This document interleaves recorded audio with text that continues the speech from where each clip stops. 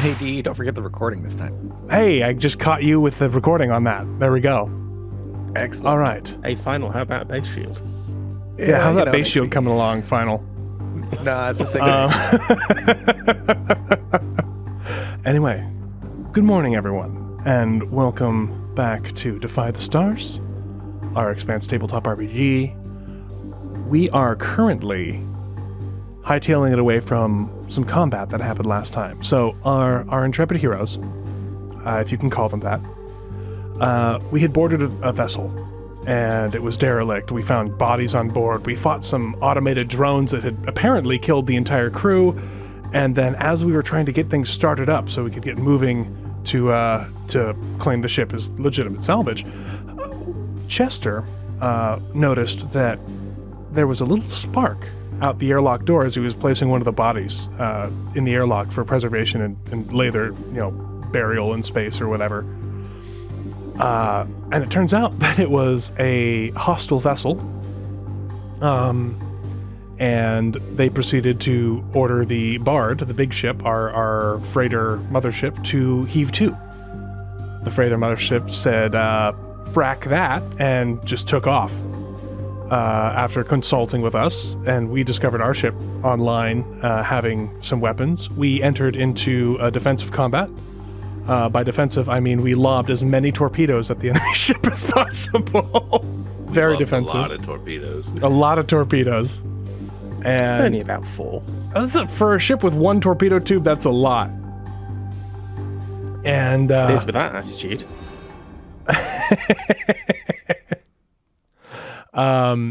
And we managed to hit something vital and make them back off.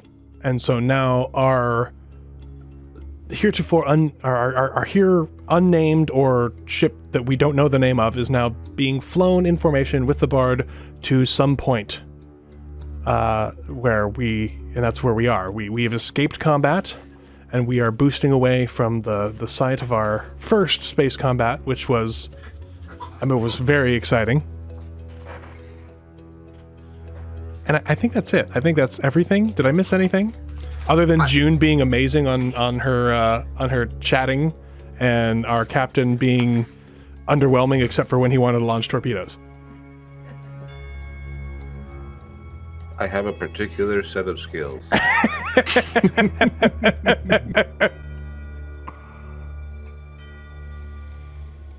Oh man.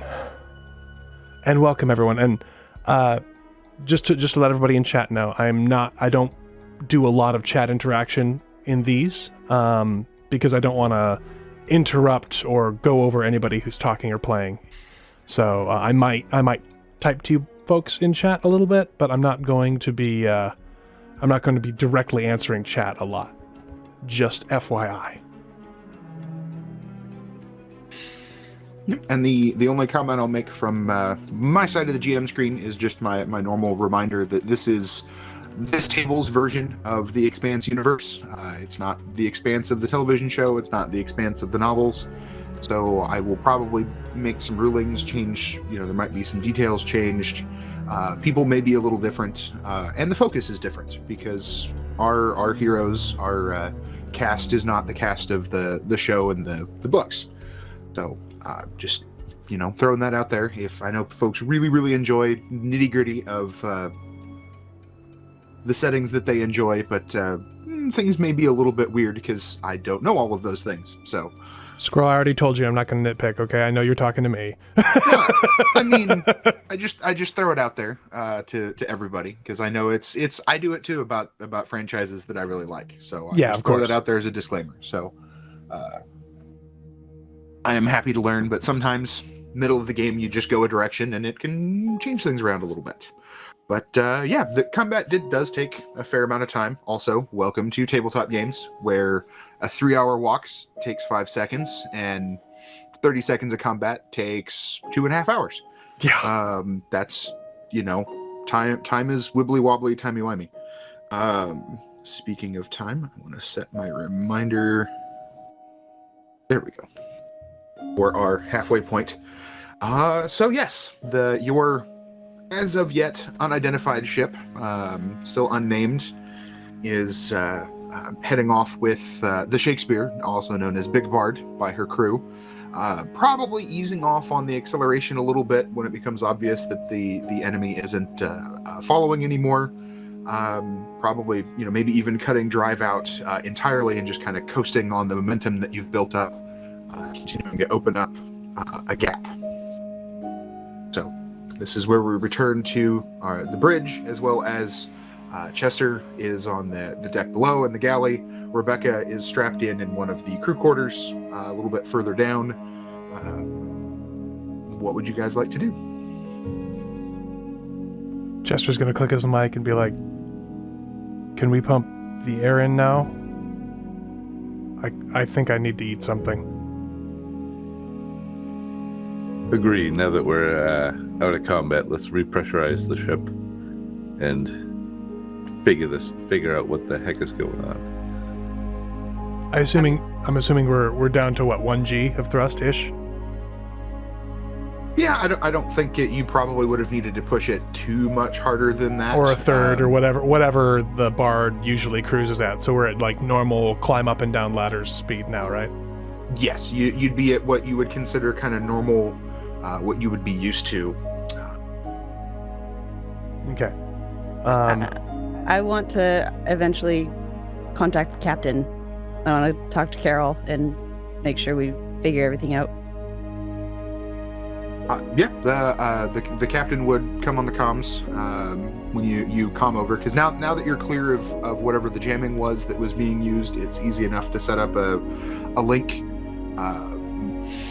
either radio direct back and forth, or if you want to be a little bit more private with your communication, setting up a laser link isn't terribly difficult.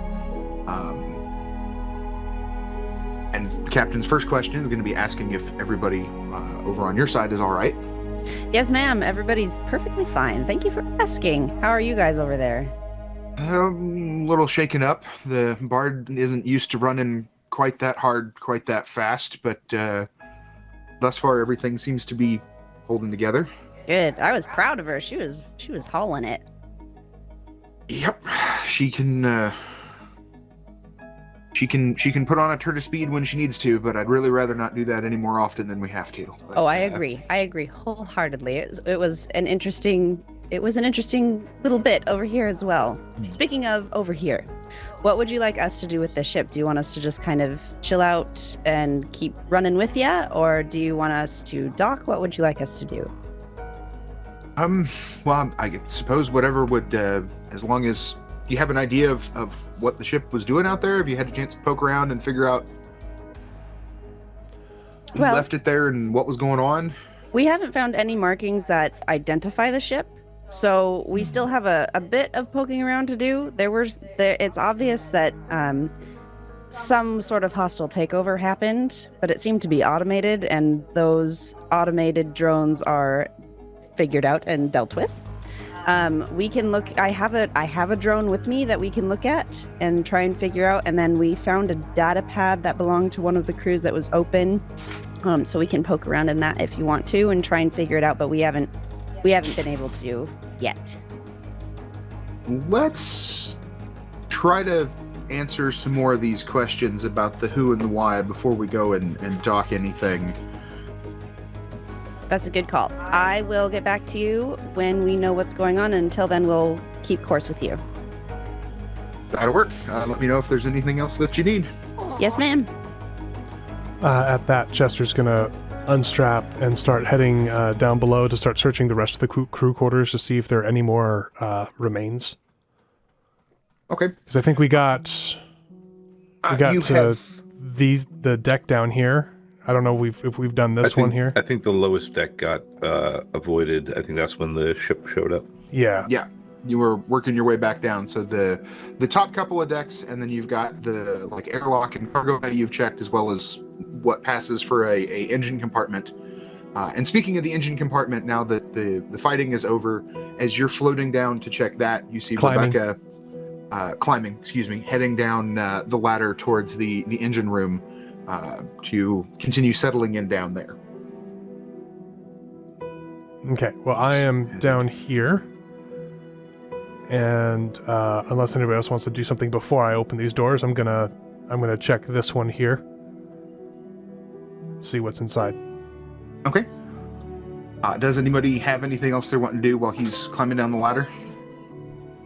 I think Nigel would be interested in playing Candy Crush on whoever's data pad that was. Oh, okay, trying to beat their high score. Yeah. Yeah. Okay. And by Candy Crush, I mean searching every nook and cranny of the data store. Okay. Go ahead and roll a... Sounds like a technology test to me. Hmm.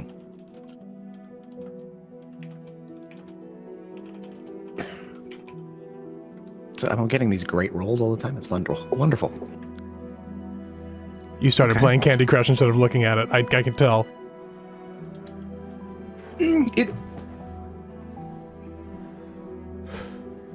It's going to take you some time to sort through and find what's valuable and what might not be. You've already, from what I recall, you had already gotten through whatever security might be there. You're just, there's quite the list of, contacts, and it's whoever owned this particular device didn't really keep it organized well, and there's a lot of information in a lot of different places. So it's just going to take some time for you to sort it out and pull anything out. All right, then. So you are working on that. Anybody else up on the bridge? I'm gonna start going through the computers now that they're unlocked to try to dig out where the ship came from. Okay. I think that's not going to be terribly difficult. You do find some logs, and it seems like whoever was keeping them was aware of, I guess for lack of a better term, some information security. So there's not a lot of specifics and details about anything. You just find reference of collecting cargo and taking it to a rendezvous point to await the buyer to come pick it up. You would be able to, like, the actual rendezvous point is specified, and that would seem to be the location that you found the ship in. So whatever happened must have happened after the ship arrived there and was waiting for their contact to arrive. But there's still not a lot of information about the name or the crew or anything like that. Whoever was keeping these reports and records was going out of their way to keep specifics about who they were pretty quiet. So if the ship would be discovered or found, they might not implicate themselves in whatever it is they might have been doing. Gotcha. I'd like to relay this information to the others that it looks like we're probably dealing with some sort of smugglers or pirates. And the ship was sitting there waiting for a rendezvous, who I'm assuming is the ship that we just fired at. Well, they're probably bolters or some kind of shady Earth Corp.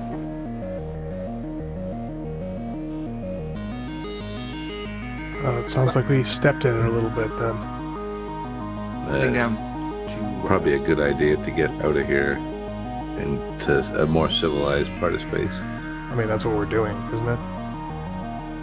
We are. I mean, civilized? Are we heading towards Mars? I said civilized. We should probably head towards Jupiter. He's got a point.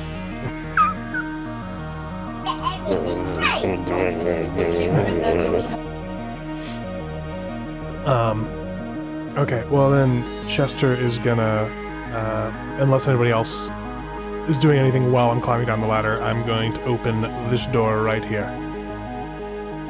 Okay. And that, at this point, is easy enough to do now. The power has been restored. Everything seems to be functioning, inside the ship as it should.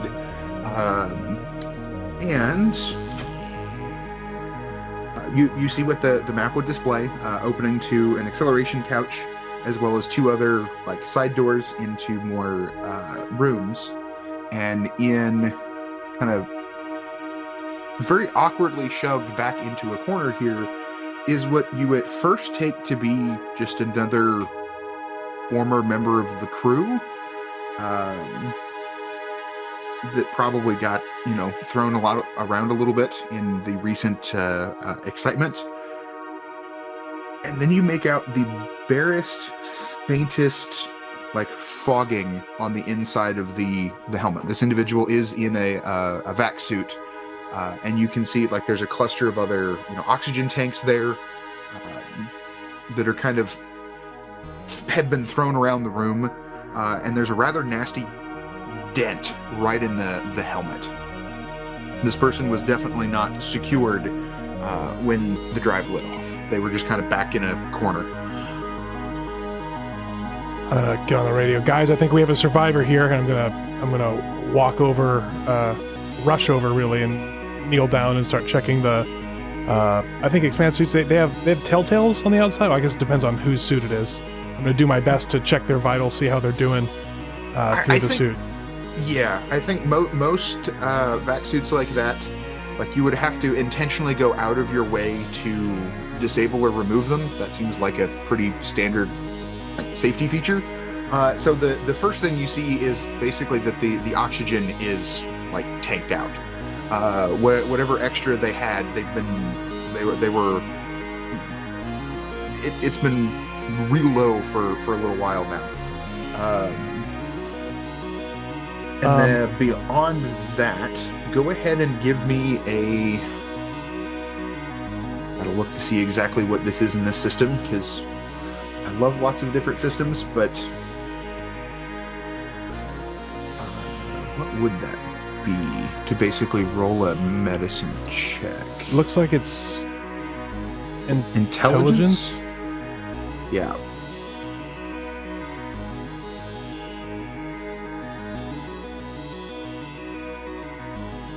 Yeah, I think it's the medicine focus is under intelligence. I don't have the intelligence focus. I have the medic, which gives me skills with helping people not die.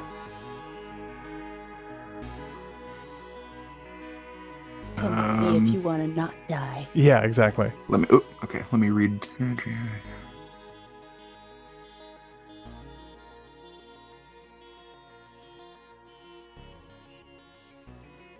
Okay, I'd say with that, you're not going to need a roll to further interpret what the suit is telling you. It's bad. It's real bad. The oxygen level is low, and just looking around the room, if they got thrown around quite a bit, I think your training would tell you that could be there's a reason you strap in before ship maneuvers the way you guys did. And this person wasn't. And what you're reading from the indicators on the suit would read that while the suit hasn't been pierced or punctured anywhere, you're still not, between the dent in the helmet and some of the other stuff that's floating around the room, they probably took some really good hits. Okay.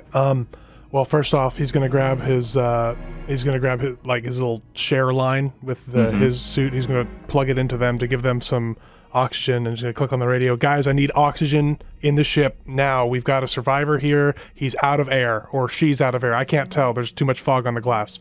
Can I tell? You'd be able to see enough. There's really not it's another one of those signs. Breathing is quite shallow. So there's not a lot of fog. It's just there was enough that initially you were like, okay, it's a body, and then okay, no, it's not.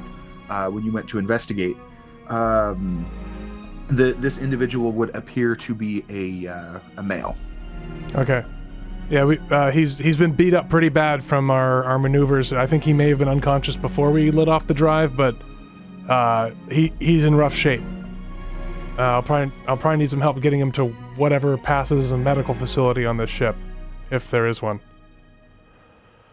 We haven't found one yet. Have you checked the all the rooms down there? No, I haven't, but I need to. I can't just leave him here. I'm gonna. So is he just crumpled up on the floor in this corner here? Basically, yes. You would gather that they were probably hanging out. They were in the space, and again, very likely unconscious before anything happened. And while you didn't necessarily maneuver really hard, there was some maneuvering done with the drive lit, and they're just kind of had gotten pushed over into a corner because their boots weren't locked down. So if they were like sitting or floating in the room under 0G and then just suddenly got tossed around like a rag doll. Yeah, just basically, in my mind, they had somehow drifted up towards the ceiling, and then when we spun and lit off the drive, it just slammed them down like off the sink or the toilet or something. And that's there is a very distinctive and quite fresh, indentation in the helmet of the vac suit. From something. Okay. So I'm a medic, not a doctor. I would know how to stabilize someone for, like, make sure that they don't break any more bones or anything before moving them. Yeah, I would say doing, and your training would include what first aid is possible, in a vac suit. What you can do and the techniques that you would have available to kind of stabilize someone to get them somewhere. Because your training would have included like how you treat somebody that's in a vac suit when you can't physically get to them yet. Yeah. So go ahead and roll.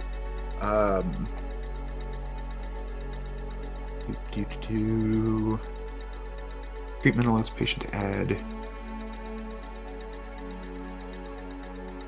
Yeah, it'll be intelligence medicine, because I think your sheet just shows intelligence science. Yeah. But I think science is kind of a catch-all. Well, that science is supposed to be theology, because I'm theology. Yeah. Right. Okay.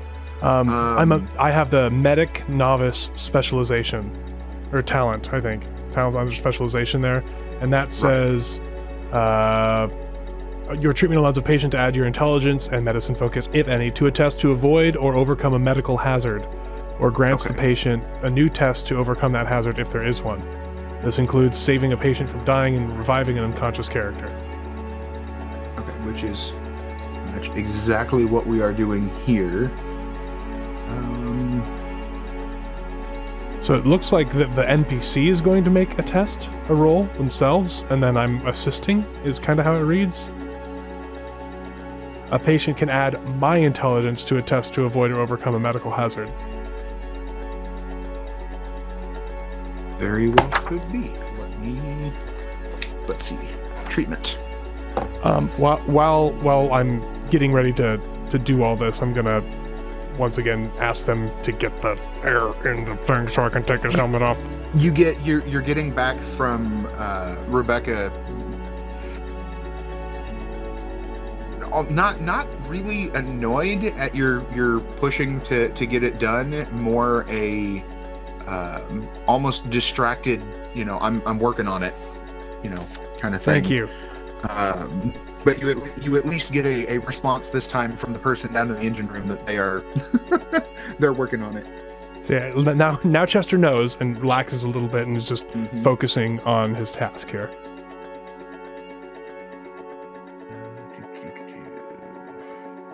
So everybody, there's going to be some lulls like this where we don't know exactly what's going on because everybody's still new to this system. So we're figuring it out.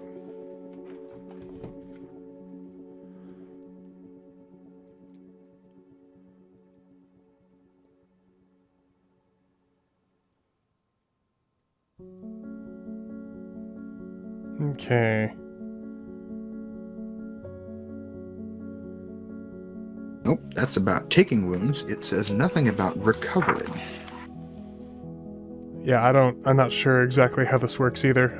Nope, I refreshed my memory on a couple of things before this session. This was not one of them. In hindsight, it probably should have been, since I knew there was an NPC that had gotten thrashed around like a ragdoll. Hashtag best prepared GM. Not under wounds. I'm not seeing it under treatment. Hashtag we should have searched the ship better before we moved. Well, things got a little crazy. I can't point too many fingers because I did sort of poke and prod and push things along, almost like I wanted a situation like this to come up. What? He just wants to make our lives difficult. That's He just Yep. likes killing NPCs. Well, I mean, we very well may have killed some NPCs when we hit that other ship with a torpedo. Yeah, but they deserved it. That's Those true. are That's bad true. NPCs. Everyone knows this. I'm currently paging through my PDF here, seeing if I can find medicine going through- checks. going through the index, and I'm not finding, like, it's not under the wound section. I didn't see anything under like treating wounds or recovery. I'm gonna check conditions, maybe.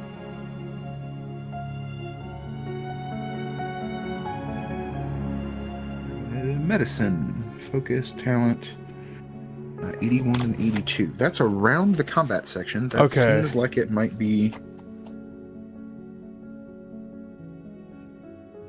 So it says, if this person is dying, the character is in danger of perishing. A dying character loses 1 point of Interludes. constitution each round. You would need an interlude. Successful first aid applied to a dying character stabilizes their condition, making them helpless, unconscious, and wounded instead. They must recover from these conditions normally. See interludes. Okay, where was that? Page Page 21 21. on the condition list. 21. Okay. Because I feel like there's Welcome to definitely Tabletop, room everybody. for a roll to be made right now. Oh, yes, for sure.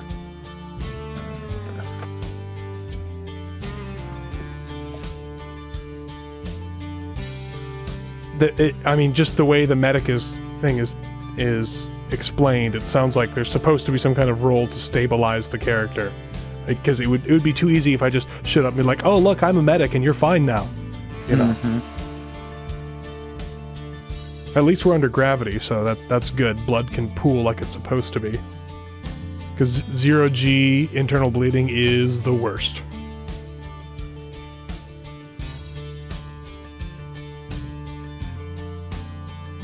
And apologies, everyone. I know this. We get these little pauses in here because we're trying to figure things out. It's a good system. We just don't know it. We'll look at. Well, I'm going to have you go ahead and do this roll, because I don't really feel like they would be in a position to do anything. Sure. So roll a, because again, the challenge here is mostly, how can I stabilize this individual while I can't actually get at them? Because yeah, I just want to I make sure pull, that, like, if we start moving him around, we're not going to snap his neck, or if his neck is broken, that it's not going to sever his spinal cord or shove a rib into a lung or something, you know? Yeah. So go ahead and roll. It'll be an intelligence, unless you would like to make a case for a different. The only thing I could think of would be dexterity, but that's lower than my intelligence. I'm going to go with intelligence. Okay. Go ahead and make the intelligence roll. All right. Okay. Yeah. You're. I believe you had also brought along some, like, a basic first aid. Oh, yeah, first aid kit, yeah. Something probably a little bit more expanded than just basic first aid. And you picked up some tips and tricks and things in your past about like how to check, and just when in doubt, go ahead and immobilize, and ways that you can do that even while somebody is in a spacesuit. And you're very confident, as well as using some of the ports on the suit to get some basic painkillers in there, just kind of start ticking off some of the boxes to perform first aid. So you would feel comfortable moving them in the space at this point, in order to get them someplace where you can treat them a little more effectively. Okay, I'm going to, having stabilized them, I'm going to move them onto the bunk, because that's a bunk right there, right? Up here? Like right about here. I'm going to move them onto that bunk just so that they're laying down. And then if it's an expanse ship, there's going to be there's straps. I'm assuming that's what those little clips are. I'm going to strap him down onto that bunk until we can find out if there's an auto dock on the ship, because he needs an auto dock right now. He's not doing well. And that's all I've got right now. And what I would say, Rebecca would tell you that it's going to take time to repressurize the entire ship. But she can jury rig things such that if you wanted to seal off a portion, she'd be able to get some space in the ship pressurized much quicker if she wasn't trying to do the whole thing. Okay, I'm gonna ask her to pressurize just the compartment I'm in. Okay.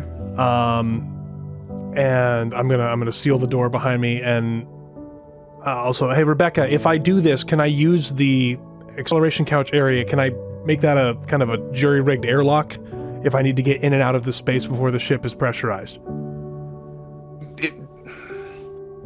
It would be a little fiddly, but at least my look of the deck layout is that's one of the reasons that the ship is designed that way. Okay. It's got smaller compartments divided from smaller compartments, so if a compartment does take damage, you don't have an entire deck that is then open to vacuum. Yeah.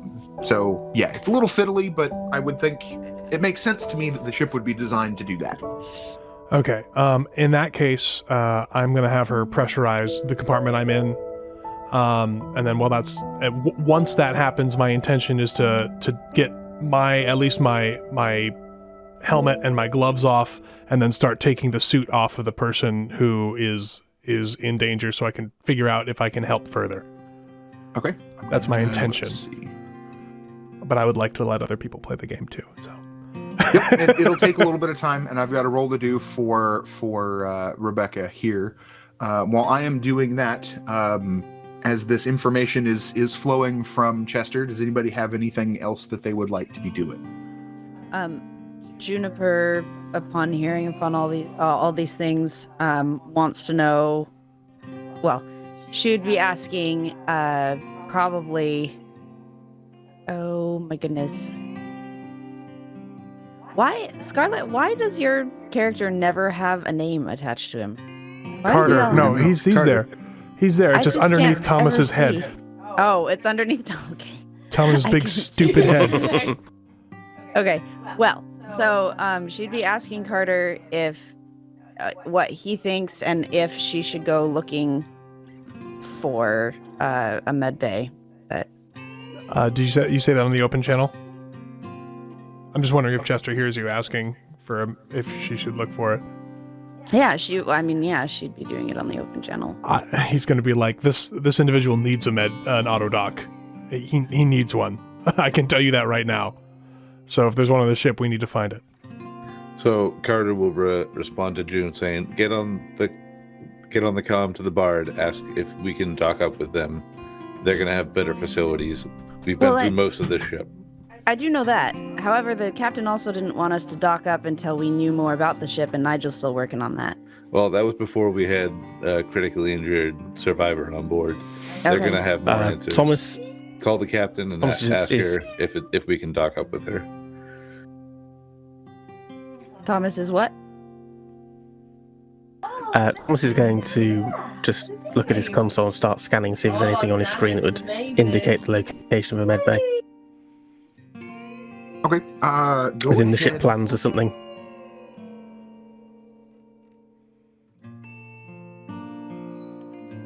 Mhm. I'm going to laugh so hard if it's in the galley. You don't find anything in the material for the ship that it has a dedicated medbay space. However, you do find reference to, emergency supplies of some sort, but it doesn't really list. You would need to go and actually check where it is. And I think the galley is actually where it would be located. It's reasonably central to where most of the crew would be in a lot of situations, and there's a little extra space there. Okay. Well, so I'll relay that information. All right. Thank you, Thomas. All right. I will go ahead and contact the Bard. I assume I can do so without an issue, because I did. Yeah, still not a problem. At this point, you get the first officer, not the captain. And I don't have my notes in front of me, and I don't let me get my remember notes. his name. I have his name. Hang on. Elias Hall? Elias Hall, Yes. yeah. So you get Elias. Okay. Hello, Elias. And I figured Juniper is just going to use first name basis with like everyone because she's in and out of that ship. Yep. Hey, Elias. I have an update. So we're still working on the information for the ship, but we found a survivor, and he needs medical facilities really badly. So we are wondering if the captain might be able to let us dock up without worrying too much about figuring out what else happened on the ship first, so that we might save a life. The line is quiet for a moment. You gather Elias may be either conferring or just taking a moment.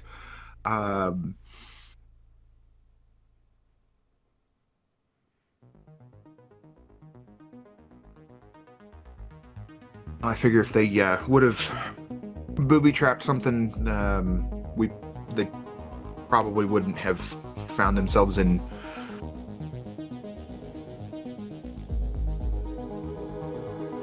He'd eventually come back and give you the affirmative that the captain will give. Well, the captain's unreachable at the moment. There was a situation that came up, but he will go ahead and authorize that you dock up, and he'll get some of the rest of the emergency medical crew, ready to assist in responding. Okay.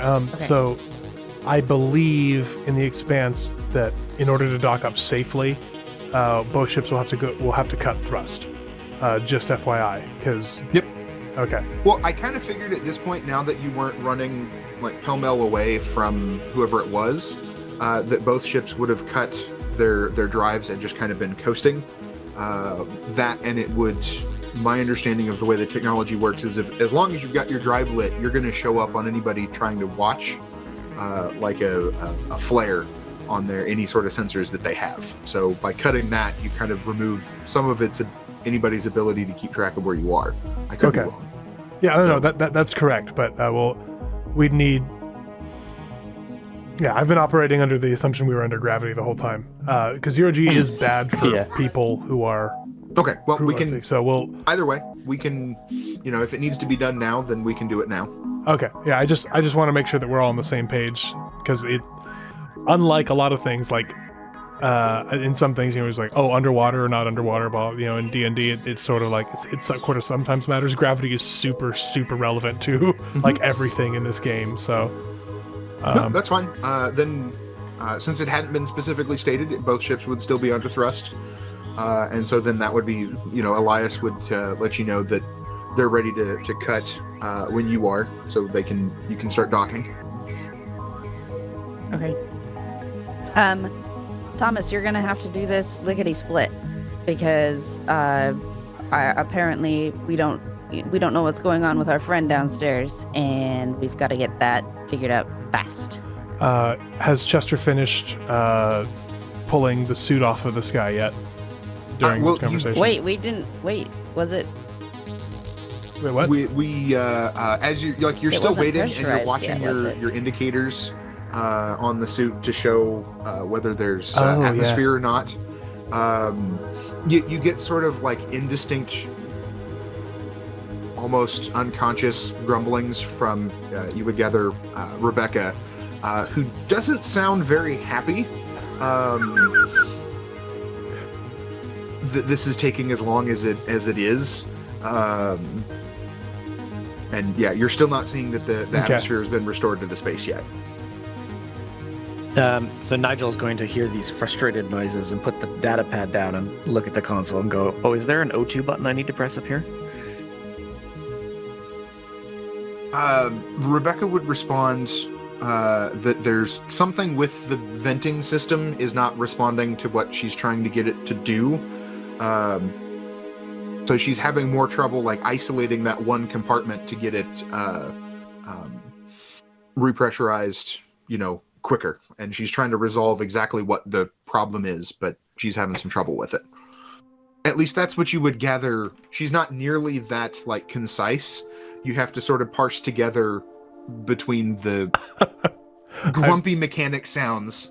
I'm just imagining muttered, because she's a belter, right? Rebecca is.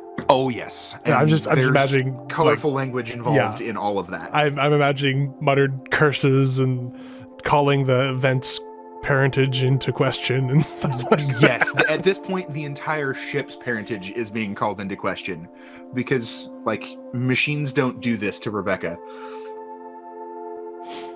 Okay, so then Nigel's gonna either get up and find the paddle on the bridge or head downstairs to the engineering bay. Okay, I'd say just in an attempt to assist, or just looking to see if you can determine what the problem is. Looking to determine if I can determine the problem. Okay, roll from where you are. Go ahead and roll a technology, intelligence technology test. 17. Okay. What you're seeing is that where the vents, in order to do this, don't seem to be responding. It would appear that there's something mechanical is not functioning. There's a motor or something to actually open and close some of the vents is not responding to what Rebecca is trying to do, and she hasn't been able to locate the source of the problem yet. But you rolled significantly better than she did, so you're able to determine where the problem is. Okay, can I go up to the problem and shoot it now? I mean, if that's the solution that you want to use, sure, we can try it. You have the wrong name. Yeah, exactly. It's not a door. Well, I guess a vent technically is a door from one point of view. One point of view. Okay, so then I would like to go and find this particular problematic mechanical piece and see if I can figure out what's wrong or why it may not be responding. Okay, you would need to head to, it's actually the room that Chester is in. All right, so then Nigel's going to head down the ladder, having figured this out somehow. Okay.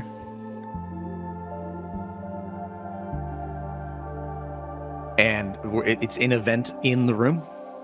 The basically, from what you can read with a roll like that, the access panel that you would need to access whatever it is directly is in the room. Yes. June would like to butt in here for a second.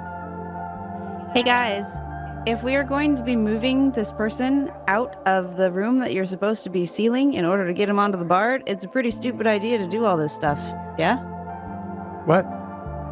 Well, if we have to move this person to get him onto the bard, the rest of the ship isn't going to be pressurized. I hope you're not trying to take his suit off. There's no atmosphere in here. Why would I do that? I'm still waiting for atmosphere. I know that. Would it be You're faster waiting to for pressurize the whole atmosphere. ship? However we get air, because I'm sharing oxygen with him right now. I'm attached to his suit. He has no oxygen left. So It's going to take me a hot minute to dock up anyway, so we may as well get him in a room, pressurize it, and then pressurize the rest of the ship while he's stabilized. Okay. Question, is he stabilized now, GM? As best as you can tell, he is as stable as a person in his condition can be.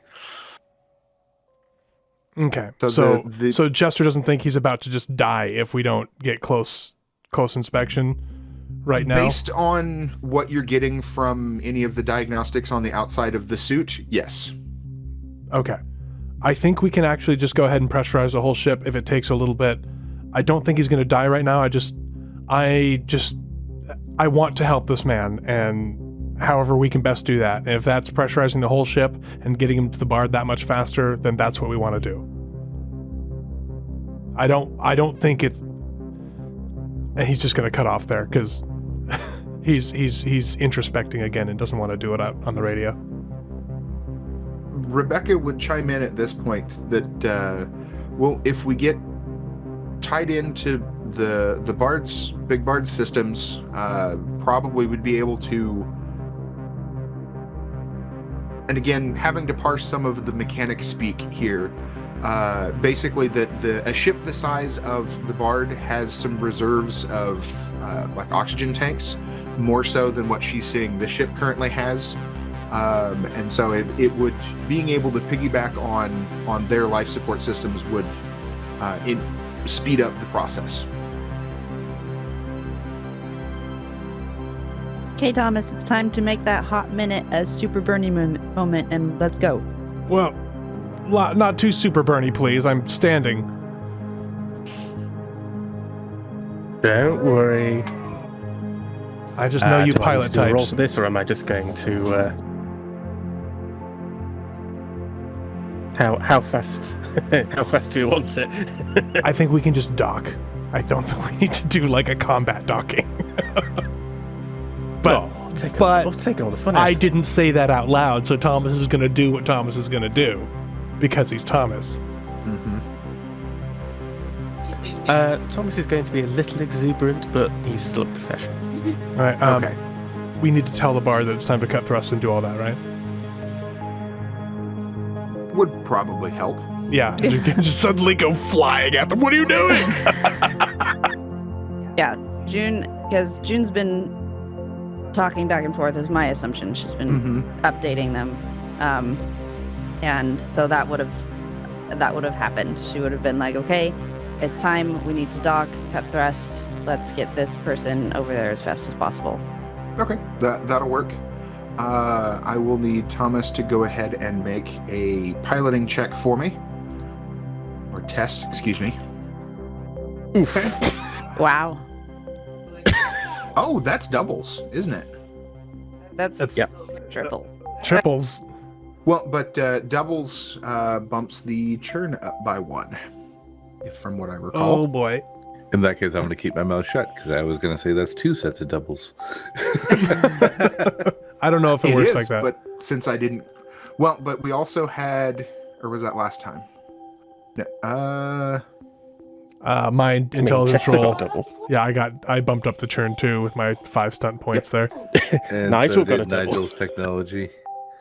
Is there anything with those stunt points that can that can help poor Thomas's roll there? it's not Thomas's most shining moment. It is still a total of a 10, which is not great, but it's not terrible.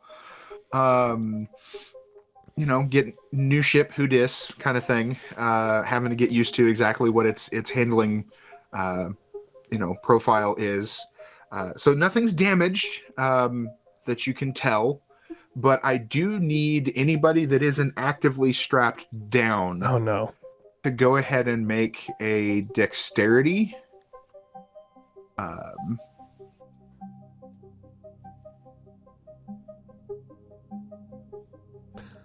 And let's see that. Oh, that's good. I am rolling real well tonight. Okay, and then here is a question that I have for you guys, because I did roll doubles, or Rebecca did roll doubles, and while she is an NPC, would you want her to count towards the churn? What does the game say? Like, if the game says all, is it GM rolls as well? Unless they don't, let's see. I'm okay with following whatever the game rules are. Character succeeds on ability test and rolls a 6 on the drama die. It just says a character. Okay, if it's just characters and NPCs, I think don't count. Although Okay. if it lets you kinda do something fun, if you want that churn point and it's something that you think would make the story more fun, then I'm okay with going with your discretion. I think most trust of you, Squirrel. There's enough of you guys. I'm fine leaving it to just actual player characters, because otherwise that could get a little messy. Like, are they a friendly NPC or are they an unfriendly NPC? So we'll leave it. Okay. There's a little bit more cussing from the engine compartment as she's possibly startled by this, but she rolled quite well. I think everybody does.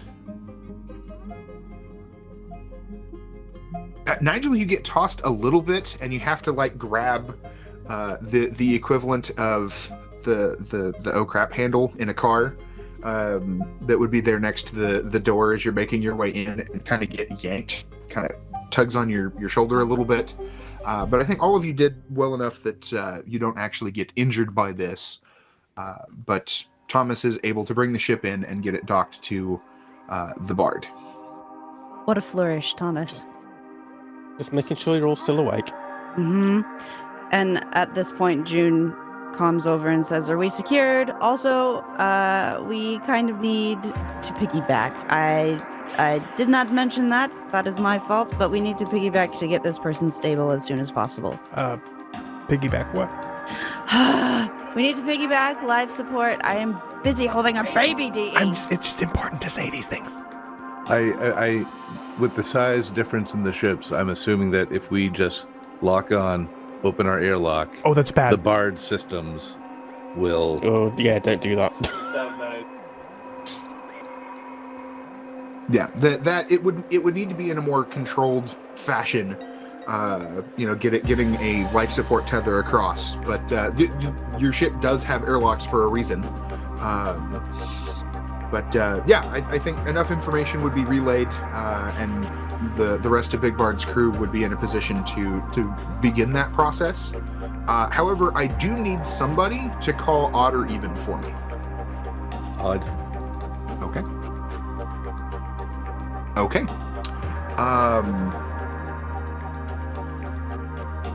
At some point, the rest of the Bard's crew would have been mobilizing for this as well as you guys were doing your things, and kind of joining into the call since they're aware that your ship is currently still not pressurized. They would have gotten suited up in vac suits to come assist in transporting the survivor, and tying into your comms would be Elias as well as a few others, and you hear Elias's voice, like a very sudden, startled,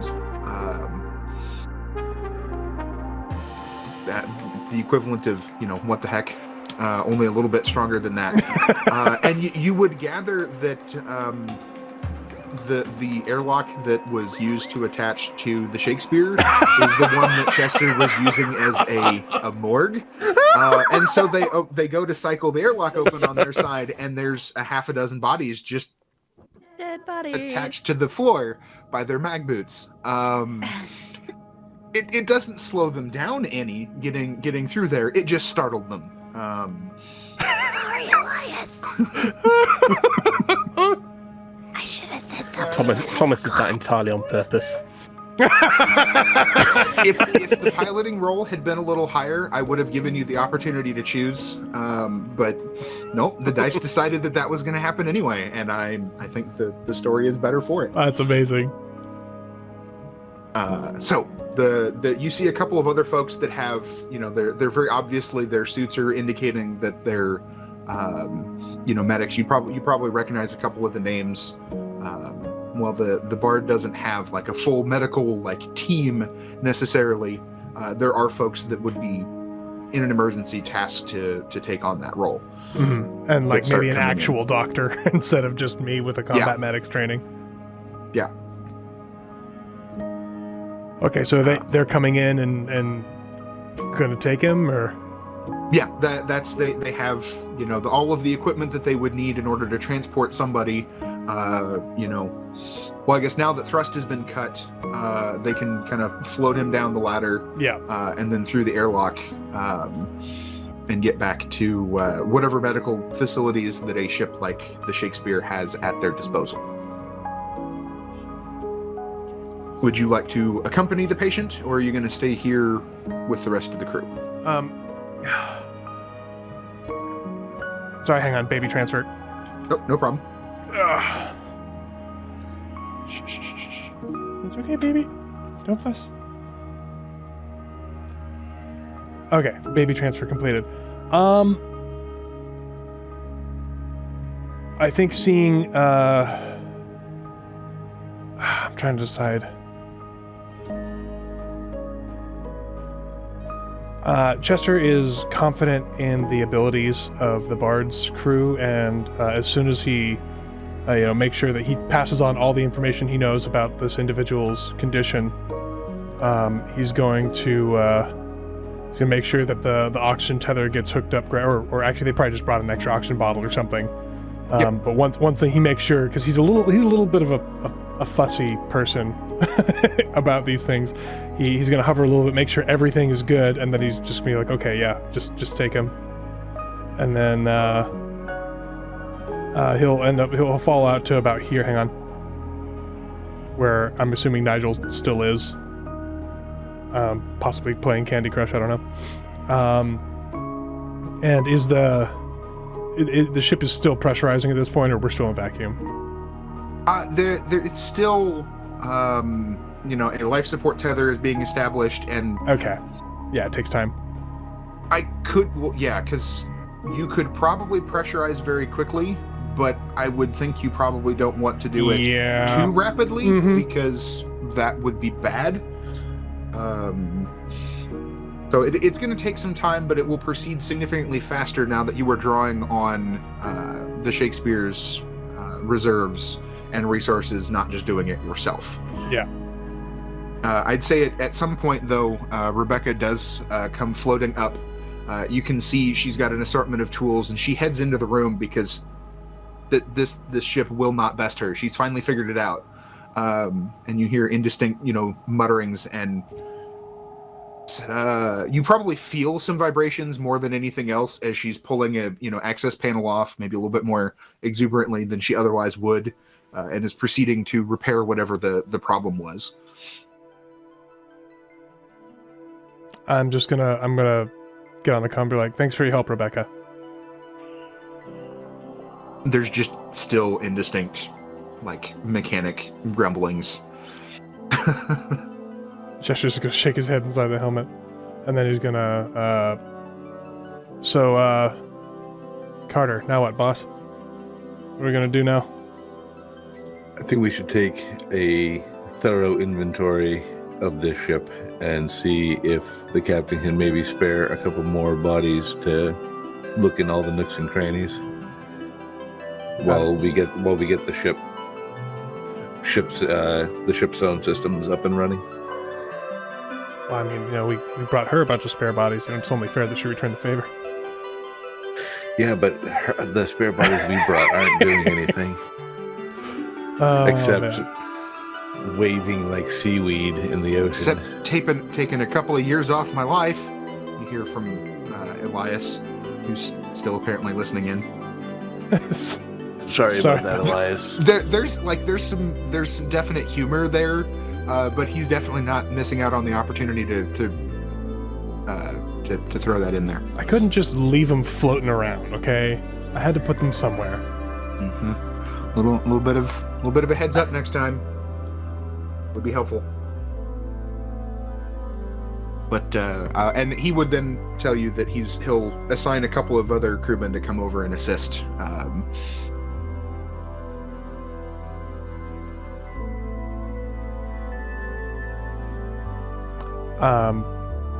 So Chester is gonna float over to this door and open this one up, since he hasn't looked in this one too, either. Those two are empty, other than again probably some items that may have been left out, not secured as they should have been. Showing signs of probably a good portion of the rest of the ship. They're not necessarily ready for a burn in any of those maneuvers. But you don't find any more bodies. There's no more drones that jump out at you.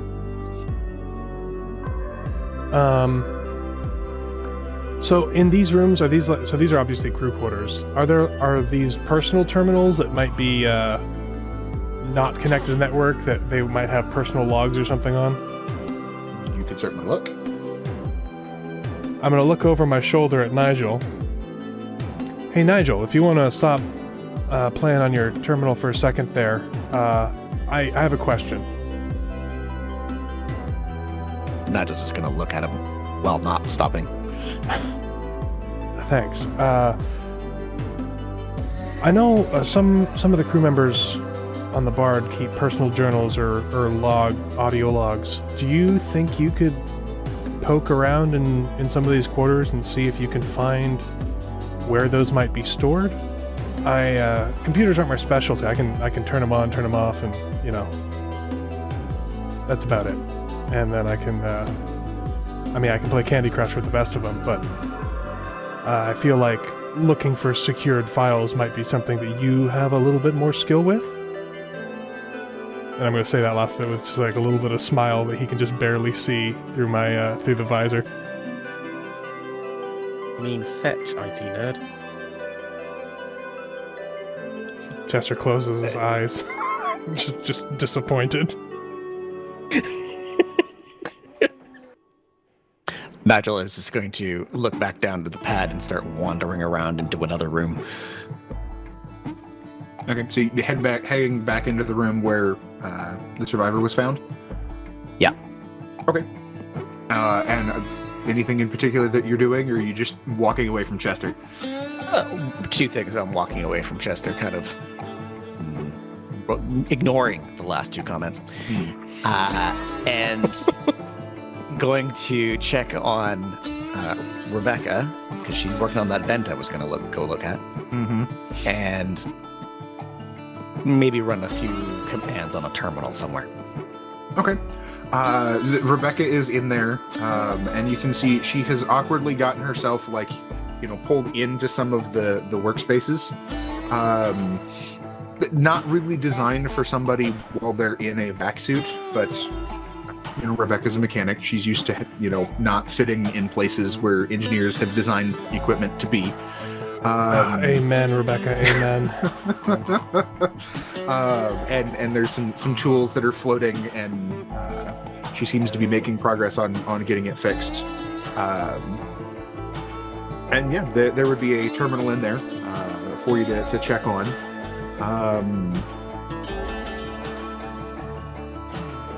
Then Nigel, listening to the clanging and banging, or rather feeling the clanging and banging in the vent, is going to casually look through whatever he can find in the terminal in the room and see if he can find any identifying information or files that shouldn't be there. Okay. You see a terminal that's in the room. It's physically attached. Unfortunately, though, there's a handful of these oxygen tanks that are kind of scattered all over the place. And it looks like this particular terminal took one to the screen and everything. And so you're about ready to leave the room to go find another one when you notice kind of sticking out from, a spot that it never would have been able to end up there intentionally. What looks to be another personal tablet, probably belonging to the person that was in here, that is not damaged, that you're able to recover. Okay. So Nigel, looking at both at that terminal and the other one that was playing Candy Crush on, that belonged to a former crew member, is going to start rifling through both of them again to see if there's anything new and interesting that we can learn from that new terminal. This one, it's not passworded. In fact, it's been intentionally left open. And then when you go to check the most recent file, you find there's a collection of some audio recordings that are date stamped over the last probably couple of days. So Nigel's going to quickly get to each one of those and skim through them to see if there's anything interesting before he brings it to the rest of the crew. Okay.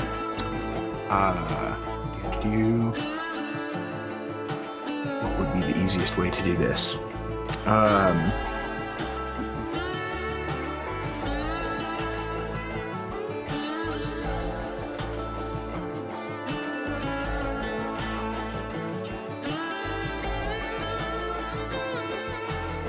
No, you're gonna have to voice act the whole thing out, Squirrel. I'm sorry. We're No, gonna need to hear say whether I was going to be DMing some whispers across to somebody or not. Oh, okay. I would how much I wanted to do, but okay. I think what you will get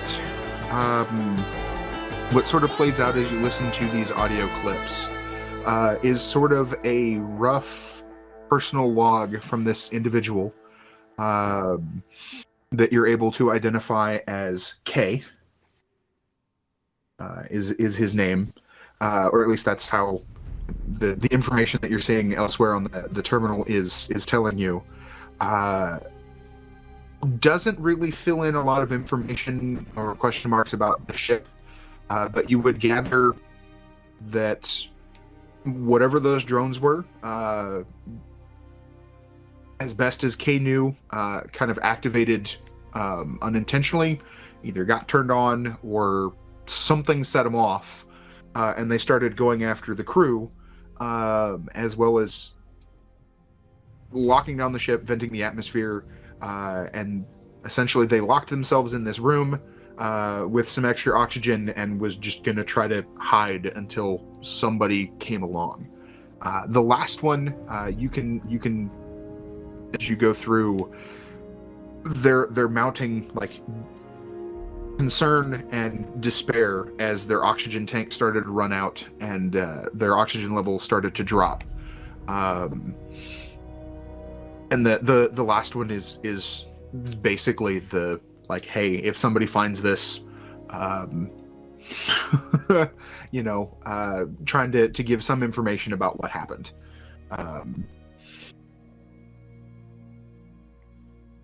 So Nigel, having skimmed through them quickly to find the relevant information, calls out to Bossman. Bossman, you might want to listen to this. What do you got, Nigel? Nigel just plays the relevant audio log over the comm. Okay. June, after listening to it, just kind of mutters curses of empathy. But she's not pleased to hear that. Makes her very unhappy. So it sounds like we have an accidental activation of combat droids that then murdered the crew of the ship, along with a record that they were supposed to be meeting someone back where we found it.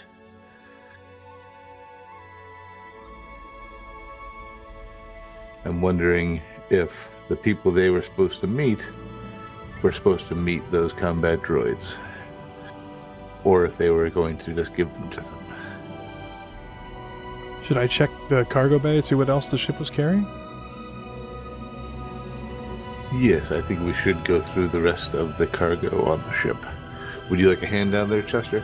Anybody else is welcome. I'm not planning on keeping anything to myself. And Carter will head down there to help. June would have relayed this. I don't know if she still has a connection directly to Elias or if she's talking to whoever's at the bridge. Well, all of our radios work again, so your suit radio can contact whoever you want it to. Okay. Then she'd ping Elias. Hi, Elias. Sorry again about earlier. By the way, we have some more information that I think Captain Carol would be excited to hear about, just because it gives us a little bit more information. Do you want me to go straight to Carol, or is she still busy?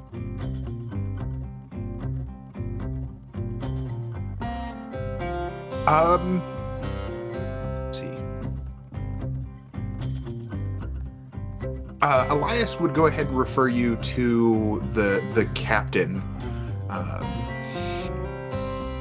And just let you know that, well, she should be back up on the bridge at this point. Okay, thank you. And once again, I'm sorry. I love you, Elias. And then she flips to the next channel. Captain, are you available to chat? You'd hear the captain's voice come back over. Yes. Have we got any more answers for those questions, or more questions? Yes. Both. So we have found some voice logs left by the survivor, and it appears that they were those drones that I mentioned earlier were being transported. We are unsure as to whether or not they were going to meet somebody with those drones to either give them to those people or to shoot them down. It is unclear. We do know that it appears that they were activated somehow. There was an accident. Somehow they activated and they killed the crew, vented the ship, and the survivor managed to lock himself in that room and basically tried to wait it out as his oxygen went down. It was very, very not okay to listen to for me. I'm kind of rattled, but that is what we know. Like I said, we have no idea if they were going to meet people to kill them or to give them these drones.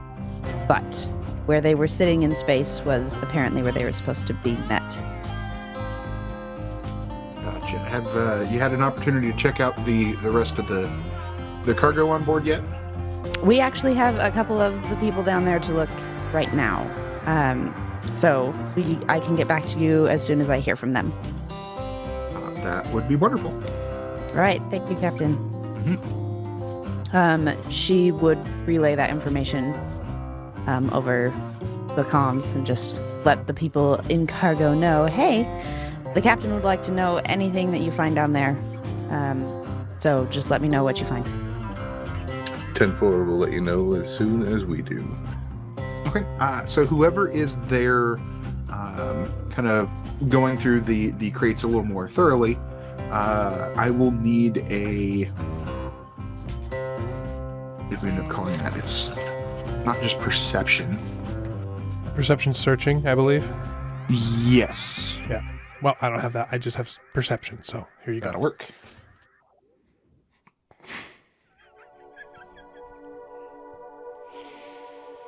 Okay. Chester, as you're going through, you kind of go to one section, you start open up some of the cargo crates. You're not finding anything super duper interesting. It seems like the some of the other crates, because there's a lot more in there than is depicted. That cargo bay is pretty full. Seems like food rations, things of that nature. There's a few medical supplies, nothing super fantastic, pretty basic stuff. Carter, though, you go over and you're 3 or 4 crates in when you go to open one, and you have to refrain from basically any sort of surprise, because just racked up very, very neatly in this crate are brand new military rifles. The crate does not look like that's what should be in it, but that's what's in it. And then you hit a couple of other... Well, I guess I'll let you go with that one at that point. So while we're down there, he opens this thing and is just kind of in his head. He's like, "Oh, I know some people that could really use these." But instead of saying that, he kind of looks over. He's like, "Chester, you were a Martian Marine, right? Navy? Just the Navy. The Navy? Wouldn't you come over here for a second? I have something I'd like to show you. Maybe.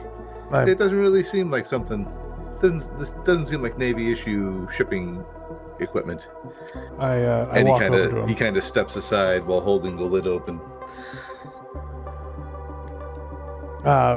Does Chester recognize exactly what's going on? Sorry, there was a moment where I had to take the headphones off for a second, so I actually missed exactly what was in the crate. Oh, that's fine. The exterior of the crate is very civilian looking, beat up. There's stickers and places where this crate, it's been all over the system. And then when Carter goes to pull the lid open a little bit more, as you walk to see inside, and they're not just haphazardly stacked in here. It's all all of the interior is as it should be, and it's brand new military grade rifles. Oh. And these are these Martian rifles, or they're just military rifles in general? Yes, this is one of those things. Would there be a huge difference between? Are they blue or red? Is there a huge difference between like So MCRN versus UNN? they have different equipment, just like any military has different equipment. So if they're MCRN, I would know. If they're not, I wouldn't know necessarily exactly what they were. But because I would have seen Martian rifles before. That's true. It's the difference between an M4 and a FAL or exactly that kind of thing. You would recognize them as MCRN. These are Martian guns. Yeah, they're nice Martian guns, and at that point, Carter would take one out to inspect it closer, and not return it. Man, these are nice. These are really nice.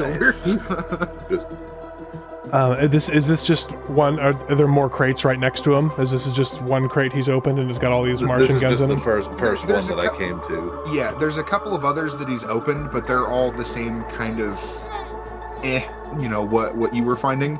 But there are plenty of other crates still to investigate. Let's while we finish opening these crates up, and also be careful that there aren't more drones waiting inside, please. Chester checks to see if there's any ammunition for the rifle after hearing that. Is there ammunition in the crate as well, or is it just the rifles? Probably not in that one, but as you continue to search, you would find, there's one relatively close by that has a significant amount of ammunition. Basically, as the two of you finish going through the crates, you find a fair number of them have, again, relatively standard, nothing to jump up and down about, but then sprinkled in and stashed in various places is enough Martian military equipment to represent, especially on any kind of black market, a very, very, very significant amount of money. I'm not going to go into the specifics of exactly what you find, because it leaves you guys open to be like, oh, hey, was it this? Yeah. All right. But, yeah. I'm going to come a direct link to Thomas. Hey, Thomas. There's a bunch of brand new Martian military gear in the cargo hold down here. I don't know if you want to come take a look at this, but these guys are smuggling.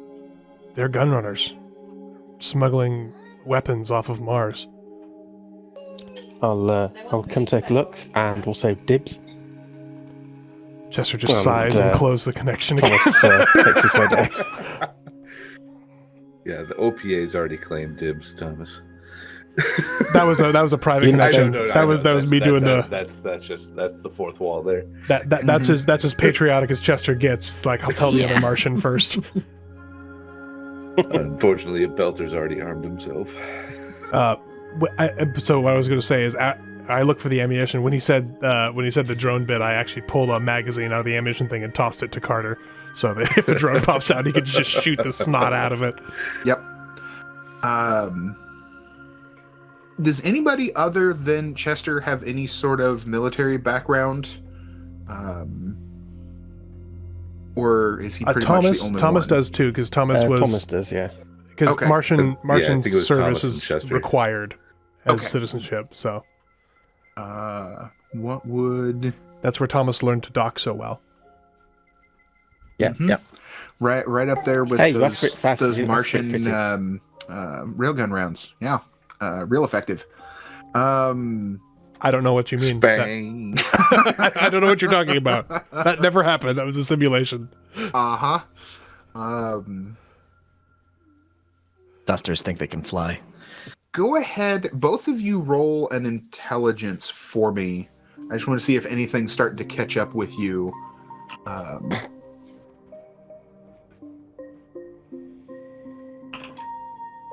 You are having trouble today, DE. Well, I'm rolling like this because I said I was rolling well today after my second roll. That's what happened.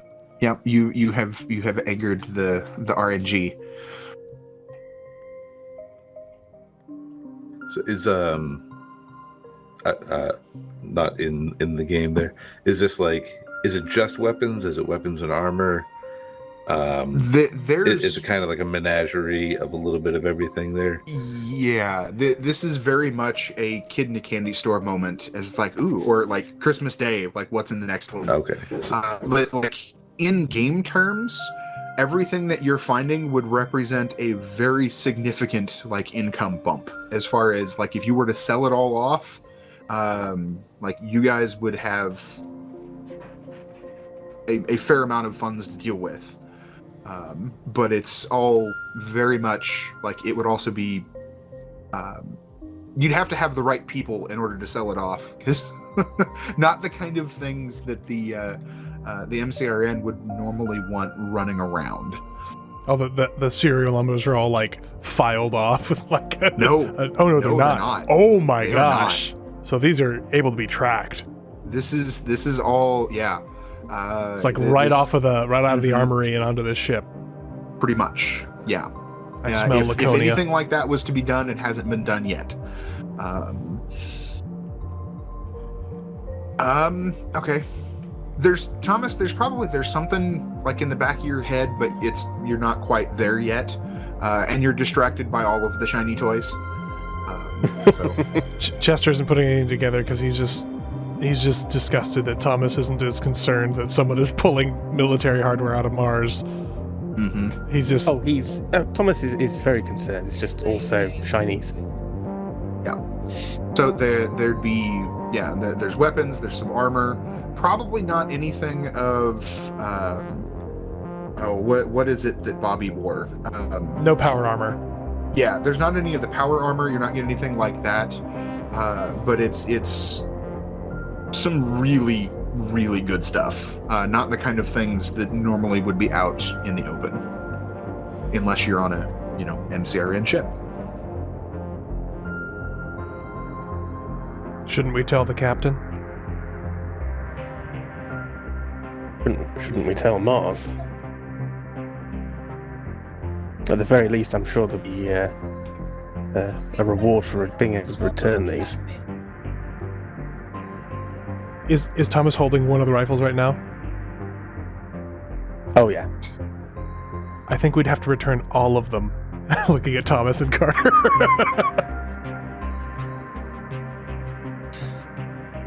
There's just a moment of indecision and horror on his face. I think either way. Can June hear any of this? Depends on if they're. You had it private. You had it private. I went so to didn't private say just to Thomas. Mm-hmm. And then I turned off the private one. Is there air in here enough to where we could just talk? I'd say as you were continuing to work through, you would eventually get the heads up, or your suits would start telling you that the atmosphere is starting to return. Before this conversation would have occurred, there probably would have been enough oxygen that you could like pull your helmet off and you could be operating just there in the cargo bay. Yeah. So I pulled my helmet off then when there was enough air, because Chester's not a fan of spacesuits at all, especially not ones that smell like whatever the guy's name was that's stenciled across the front of it. I forget what I said something in the first episode. I can't remember what I said his name was. But so he's like, at that point he's like, with his mic, it's off, so no one can hear his mic. So he's like, shouldn't we tell the captain? And then that whole thing went off, just because I feel like that we're having a bro moment down here with all the guns. Girls not allowed. I see how it is. No, you're just a gossip. Just a dirty earther. I'm not a gossip. You don't know anything about my character. You're a dirty earther. You're a gossiper. Lazy gossiper. That's what you are. The only thing better than guns is girls with guns.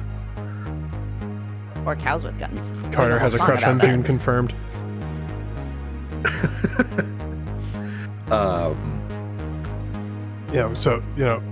Because I think, no matter what Mars wants, unfortunately, like, I'd like to turn them back. It's not my decision. It's not my ship. The captain sent us over here to salvage this, and this is part of the salvage, so it'd be her decision. Well, to be fair, even if we do keep the guns, the knowledge that there's a leak somewhere is probably going to be worth something to Mars and worth reporting. I think the fewer people that know about this, the better. because things have a tendency to get out. And I'm not saying that there are people of ill repute on the Bard, but there are certainly people with sympathies towards more fanatic people that might try to pilfer some of the equipment. Yeah, there's no one in this room that'd be trying to pilfer anything, would there? Certainly not. Mm-hmm. No, this is legitimate salvage. Ah, I see. Well, should we just have June let the captain know privately what's on here then? Because she's definitely going to need to know. Maybe Elias as well.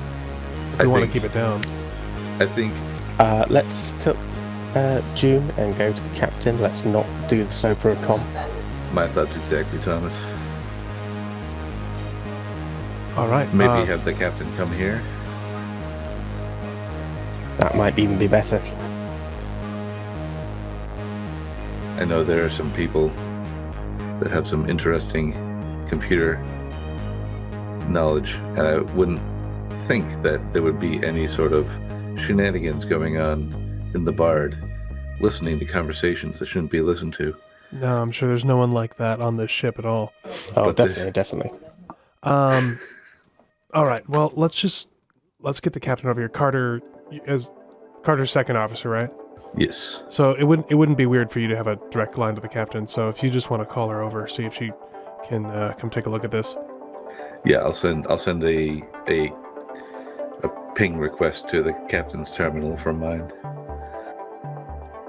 There'd be a little bit of a delay, but nothing out of the ordinary when she, basically picks up and comes back. Captain, this is Carter. We have something we have some pending. Pending isn't the right word.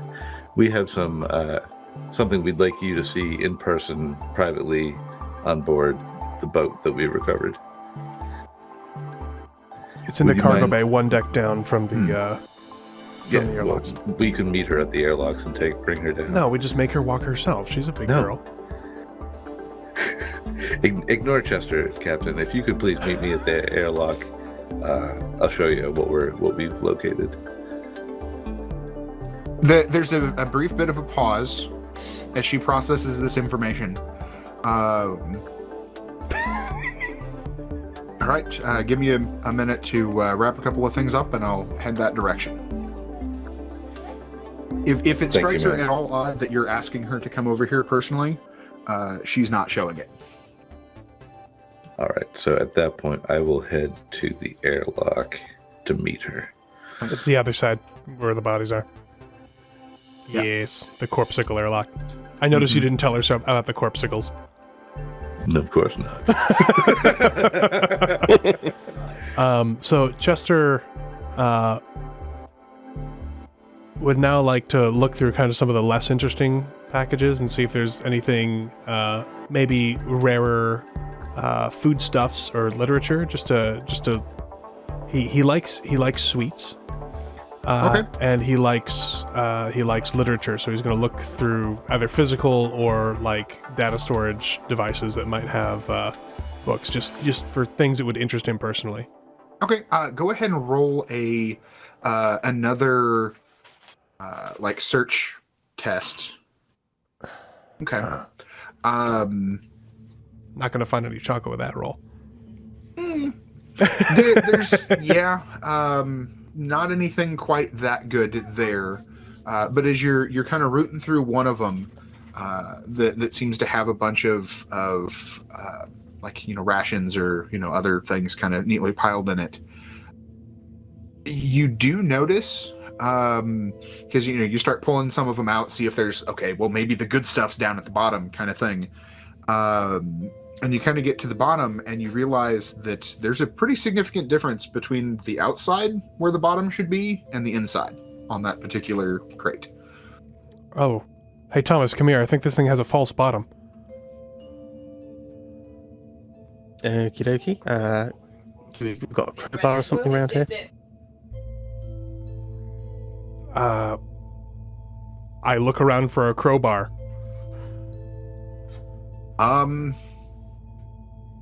See if there's some kind of tool to open up the bottom of the crate. Or I guess I could just... Oh, Yeah. if only Casey was here. I'm so glad she isn't.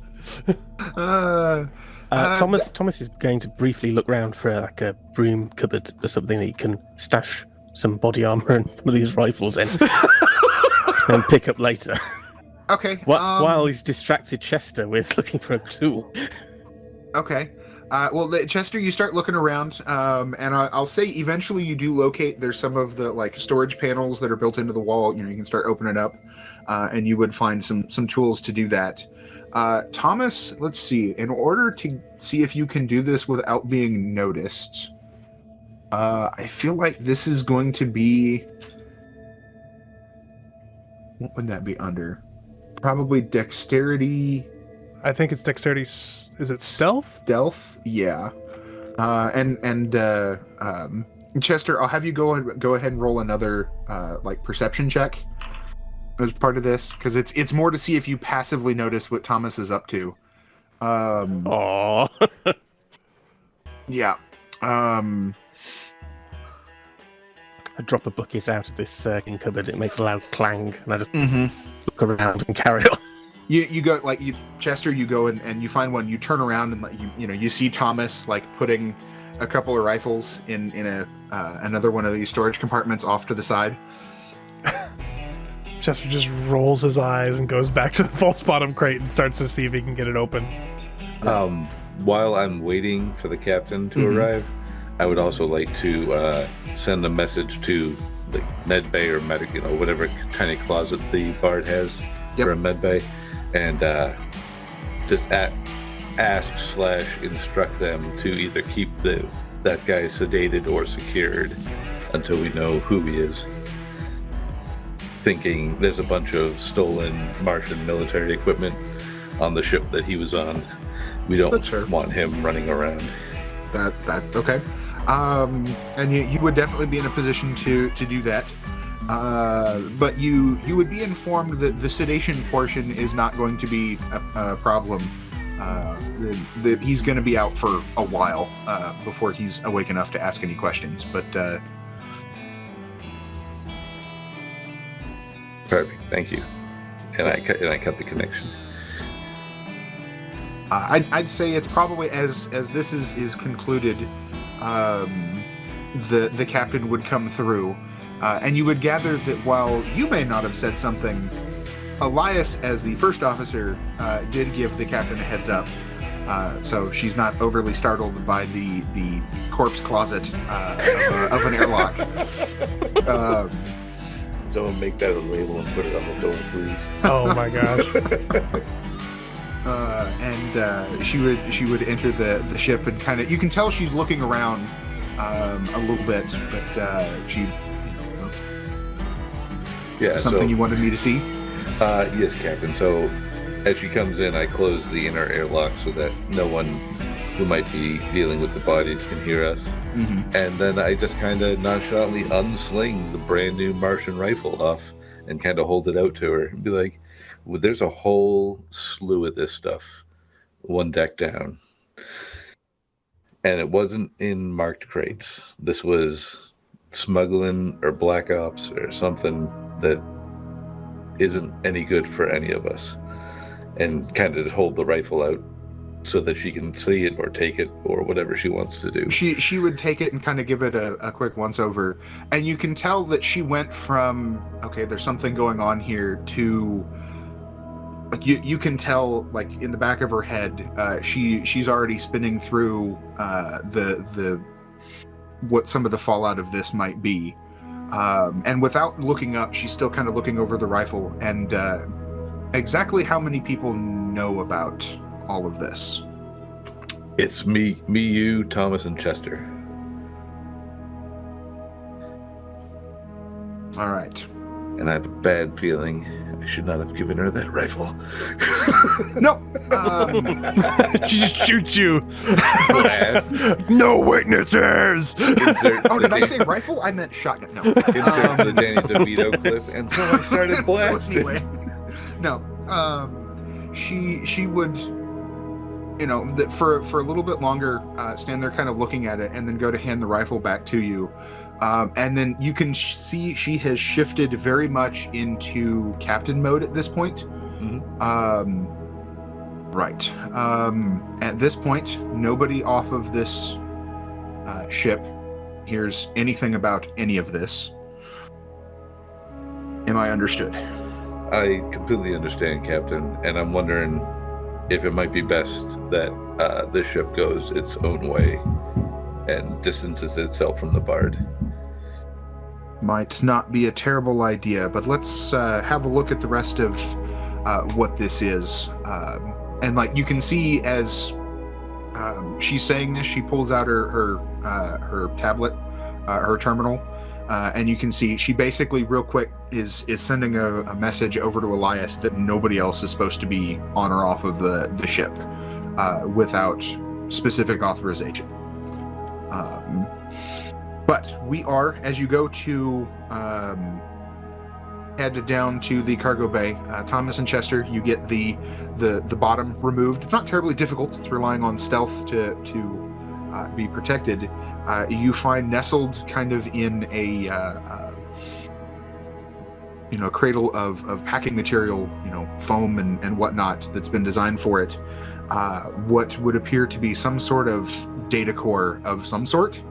And it very obviously labeled across it is, like MCRN labeling. But we are also at the 1.5 hour mark, so if we want to take a quick break. Now the kids have been in and out of here. Running in and out. Minutes. But the timer just went off as the captain came on. I wanted to complete that particular scene. So, all right, that was exciting.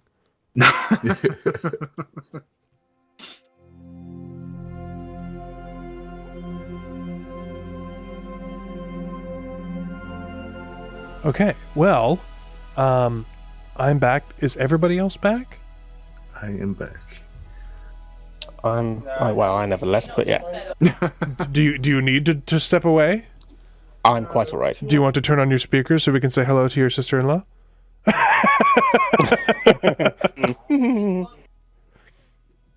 Nab, do you need to step away at all? No. I haven't heard anything from Final, so I don't think Final's back yet. I'm right here. Oh, he's just quiet. All right. Well, I'm Sneaky Nigel. Yeah, go figure. He is the third drone. Say what? Well, It's a little difficult playing a character who is, let's be honest, a little bit of a douche, saying things to these people who are my friends. Mm-hmm. I haven't noticed a difference. Ooh, shots fired. Shots fired. Brutal. Speaking of hucking something out into space. And Yeah, really. Chester was thrown into space and never seen again. Hey, can you just check out that panel inside the airlock? Oh, you don't need a suit, don't worry about Oh, man. All right, well, I think we're all ready to get back to it. Oh, real quick. So these are... This ship design, I believe, is from an adventure, right, Squirrel? This is in the adventure itself? Yes, I'm very loosely, and I will be, very loosely basing a lot of the opening of this adventure off of a published adventure from Green Ronin called Salvage Op, aptly named, and then using it as an intro to something a little bit bigger, a little bit longer, for the group. Yeah, and Green Ronin very generously, I actually contacted them to make sure it was okay for us to show this stuff on stream, and they allowed it and said I could use art and stuff in the streams too. So they only asked that I would provide a link to their fine materials, which I've just done. And if anyone needs it in the future, !expanse will take you to the Green Ronin store where you can look at the available materials, including the free quick start guide. If you want to just kind of get a brief overview, you can just download that for free. And it's actually a self-packaged adventure along with all the basic rules. Let's see, and that, also just to show off that the books are 100% worth it just for art. I had pulled this one off, not as any foreshadowing whatsoever. It just looks really cool. Thought it would be an interesting waiting screen. This is actually an artist rendering, I believe, of the Donager getting murdered by the stealth ships while the Rocinante runs away. That looks accurate. But like that's the kind of art. So like I cannot recommend buying the books just for the art. Like I can't stop doing that because the art is wonderful. That's what I was trying to say. the art is great. Words are hard. They didn't cheap out on the art. No, they did not.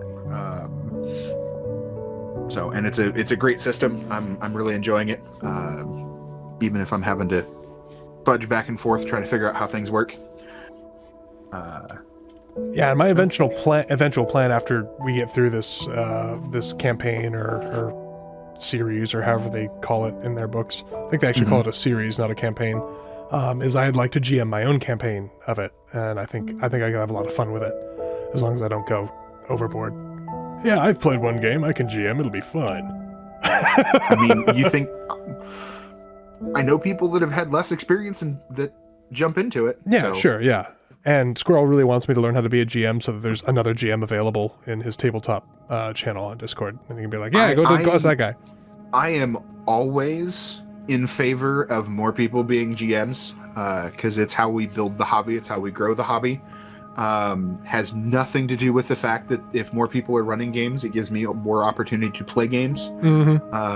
Has nothing to do with that. I would never do anything that self-serving. Oh, of course not. But... If I did GM an Expanse game, you would of course be welcome in it. In your spare time. Yes, the copious amounts. Anyway, I think we are ready to get back to it. We are. And I would say, like, as Chester and Thomas are pulling this false bottom out of a crate and find this, I'm a little fuzzing on exactly what it would look like. But it's more than a hard drive, but it's still something that would be like one-person portable. That's nestled down in here is this data core that has very obvious like MCRN markings on it. As then Carter and Errol, the captain, would be coming down into the cargo space.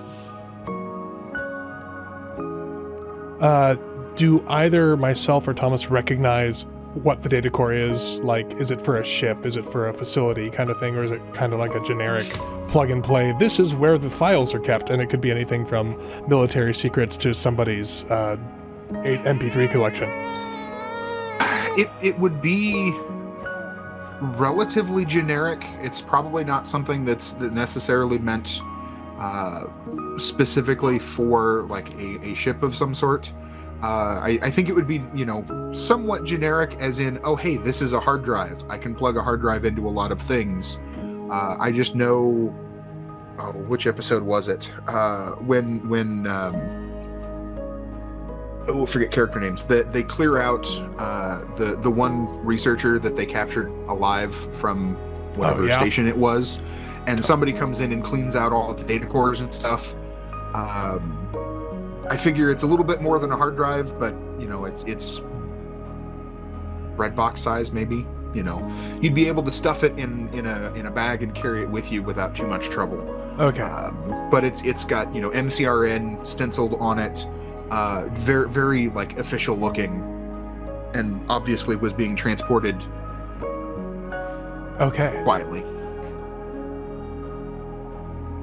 Chester, having just opened the bottom, he goes, that looks very important. Yeah. Not happy with this just being in a box. No. And you said the captain and so are the captain and Carter like coming down the ladder right now? That's kind of how, as you're pulling it open is as they're coming down from the deck above. Chester's just gonna... What you got there, gents? Seeing Thomas and Chester both crowded around the same crate gives Carter a bad feeling. And there's like a pile of like military sealed MRE like ration packs just kind of haphazardly around it that were scooped out and removed in order to get this done. Tell me that's not another drone. No, it's a data core, probably from a large ship or maybe a facility or something. They're pretty standard pieces of equipment, so they can be swapped out if they go faulty, but... Yeah, This but it's. day just keeps getting better and better. I just want to say that we should probably not access this. We should definitely access that from a secure, remote, independent system. No, like they'll know. They'll probably know if someone's accessed it, and that will implicate us. Who will know? I'm running on the assumption that we're planning on returning. No. Oh, hey, we stumbled across your illegally smuggled weapons. Here, have them back. That sounds like a good way to get shot in the face, Chester. Why would they shoot us for giving back their stuff? Look around. Does it look like they want anyone to know that this is their stuff? Mars would never underhand it. Are you saying this is a Martian ship? Stuff that's been stolen. I don't know whose ship this is, but whoever's it is, I don't think the Martian military is in the habit of just giving away their stuff in unmarked, in clearly custom-made unmarked crates for distribution to God only knows where. Mars and Earth are no friend to the belt, and whatever they were up to out here, I don't want anything to do with it or the people that were coming to meet them. Captain, do you feel the same Let way me he turn does? that on its head. Oh, go ahead. So, what are we going to just throw this stuff out the airlock and move on? Because otherwise, how are we going to get rid of it? There are ways to get rid of it. Besides handing them over to OPA terrorists. There are different ways to get rid of it. The captain has floated down and goes over, kind of latches down, and you can see her kind of giving a look through, because I'm assuming you've left a lot of the crates and chests and storage containers kind of open as you've made a relatively quick but thorough search through here. Yeah, and there's just like emery pack just floating everywhere. Mm-hmm. And you know the braided rifles and ammunition and you know all of the resources that's in here. Whatever is going on here, we've definitely landed right in the middle of it. And as I've informed Carter, and well, why don't we, before we proceed, why don't we get everybody in one place so we don't have to do this more than once?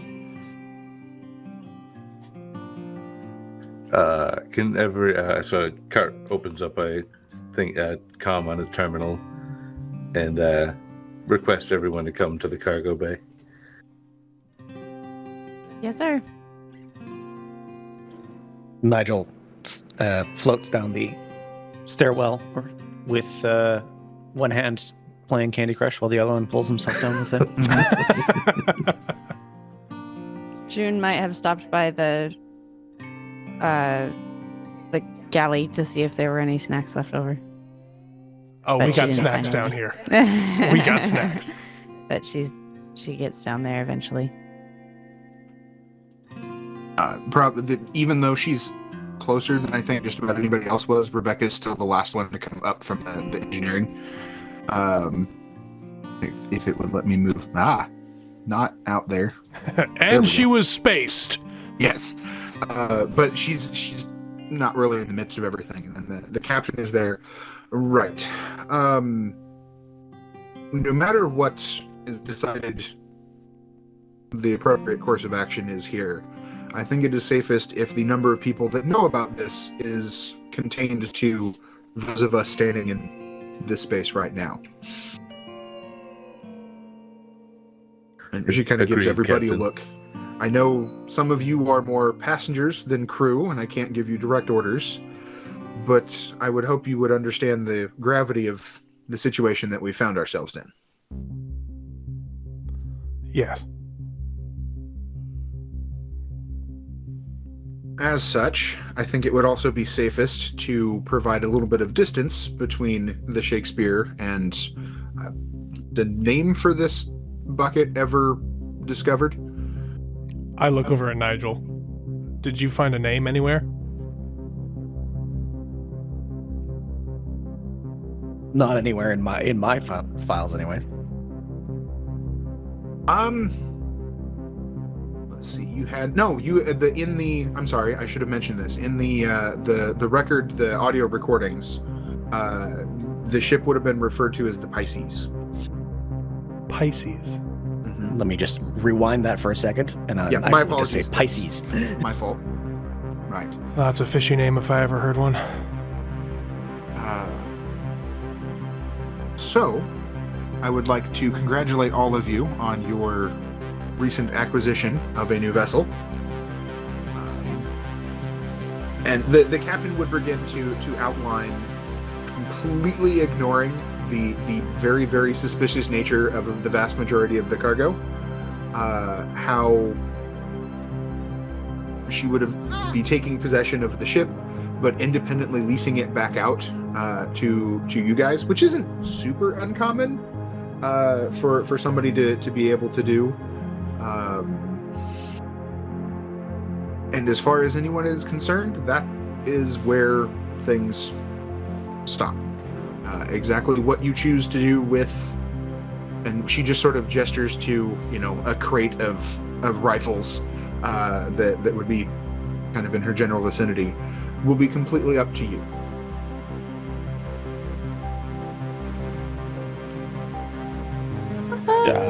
You're just giving us a ship, Captain? Well, the ship is technically would belong to myself and my backers, but it would be independently leased to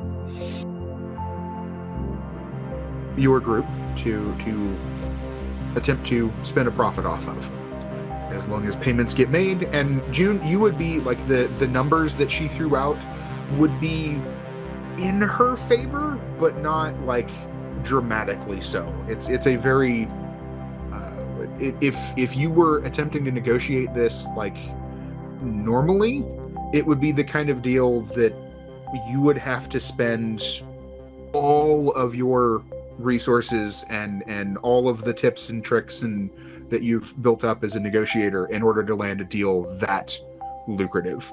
Okay. So the only pause, and I don't think she would say this out loud, but the only pause June has upon hearing all of this information and seeing all of this is, okay, it has to be a good deal because she's basically just setting us up to die if we, if something goes wrong. Like if it goes well, she gets a profit. If it doesn't go well, she doesn't die, we do. But she wouldn't say it out loud. She'd just give the captain a look, why you doing me dirty? But she doesn't say anything about it. She just kind of inclines her head with her eyes saying I know what you're doing, and I'm not really pleased. Chester grabs an MRE that says it has apple pie flavored whatever in it and just sort of floats it over to June. She grabs it and downs it. I think it's a good idea, Captain, to get some space in between the Bard and the Pisces. I feel like we need a better name. I agree. I think we need to erase every trace of what this ship was and get the transponder broadcasting something far different. With her mouth full, June says, "Good. I don't like Pisces anyway." Yeah, fish is gross. It might be worth Nigel to check out because if the ship is as dodgy as what we think it is, I would not be surprised there's an easier way than trying to re-hardwire the transponder. It's a good idea, Thomas. Captain, if you want to get back, is Rebecca, is the ship fully operational now? It was hooking up to the Bard able to help you expedite the process? You can see, like, Rebecca was sort of engrossed in the ended up standing next to one of the crate that the drones came out of, and even though the bodies had been removed, like, you can tell her attention is winding back to when you guys first came aboard. So it takes a second before she actually zones in on the conversation. Well, the previous maintenance crew wasn't the best, so it's operational, but could certainly be improved given a little bit of time and attention. So I feel obliged to ask at this point, does anyone present here not wish to stay? We're not the military. We can't force anyone to stay on board if they don't want to. June. Kind of looking at Rebecca as she just kind of got pulled along on this. Well, and everyone else. Chester. June looks at the captain, and she doesn't really say anything, because she knows that the captain was like, we don't want anybody over, to come back, basically, is what's going on. And she knows that is what she was thinking. But she keeps quiet. June does not want to stay, but she's going to. Okay. Well, I mean, where was the bard going again? I forgot. What was his next port of call? Let's see. Let me I think the easiest thing now, let me switch over here to some more wonderful art from the folks over at Green Ronin. You are, I think the last place that the ship put in was at Tycho Station, so you're actually relatively, centrally located at this point. I had thought Tycho was further out than that, but apparently not. I mean, in terms of from Earth, it's a long way, but yeah. It is, but it's as far as the entire system is concerned, I had thought it was further out. That's yeah. But the Shakespeare was headed probably in the where would they have been heading from there? Probably out towards Jupiter, had a couple of stops there. Ganymede, Ceres, out that direction. Okay. I didn't really want to see Jupiter anyway. I mean, I'm not sure what skills I can bring. I'm a medic, I guess. Can we get, like, some extra supplies from the bard just for, because we don't know how long we're going to be out here, what we're going to be looking for. I don't know, like, obviously food is not a problem. He says, gesturing at the many MREs floating all over the place. But I think that can be arranged. I can also, I have a couple of contacts that I can put you in touch with as far as work, if that's what would be interested in. And I've also got a favor that I can call in with a foreman back on Tycho that would be able to have some folks go over the ship with a fine-tooth comb and make sure there's not any other surprises.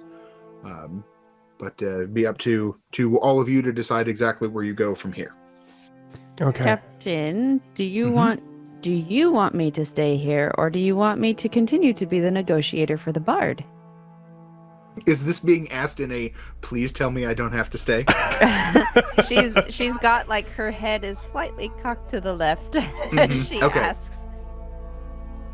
Jester bats a cherry cobbler MRE towards her. and she actually bats it toward Rebecca. Rebecca has kind of checked out of the conversation again, so it just kind of bounces off, floats over to a corner.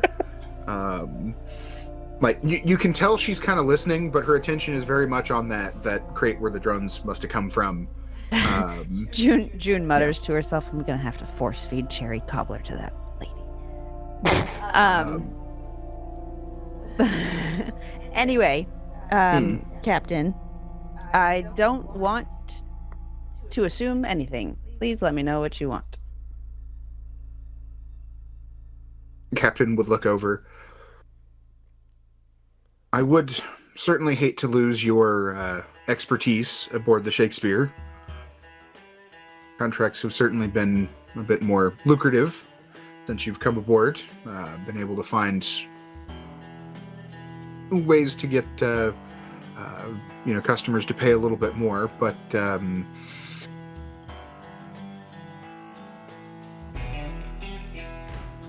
that's all you need to say. Thanks for saying, and the but is enough. yeah, you can tell the captain was trying to find a way to We're being convince you to stay with, Right.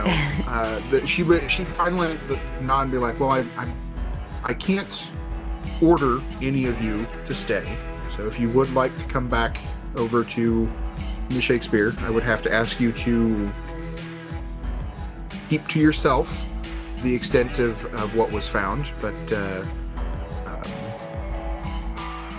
this is a interesting opportunity that you've found yourselves with. Yes. I will stick with the crew. And thank you for the opportunity. How begrudging and sarcastic does that thank you sound? Just out of curiosity. Tell Just me the it's a way I magical said it. day. No, Okay. it's Have a just the- magical day. Have a magical day, Captain. Mhm. Yeah, it just how I said it. I said Okay. it just how she would. That's fine. One more thing, Captain. If I'm going to be working here, Mhm. and I was a passenger, would it be too much trouble to get me on the rolls as an actual paid member of the crew? Instead of as just the medic who does stuff for passage? I'd say that would be a question for whoever the captain of this ship is. Okay, so anyone but Thomas. All right. Well, thank you, Captain. It has been an adventure, and it was certainly better than spending my time digging in the dust.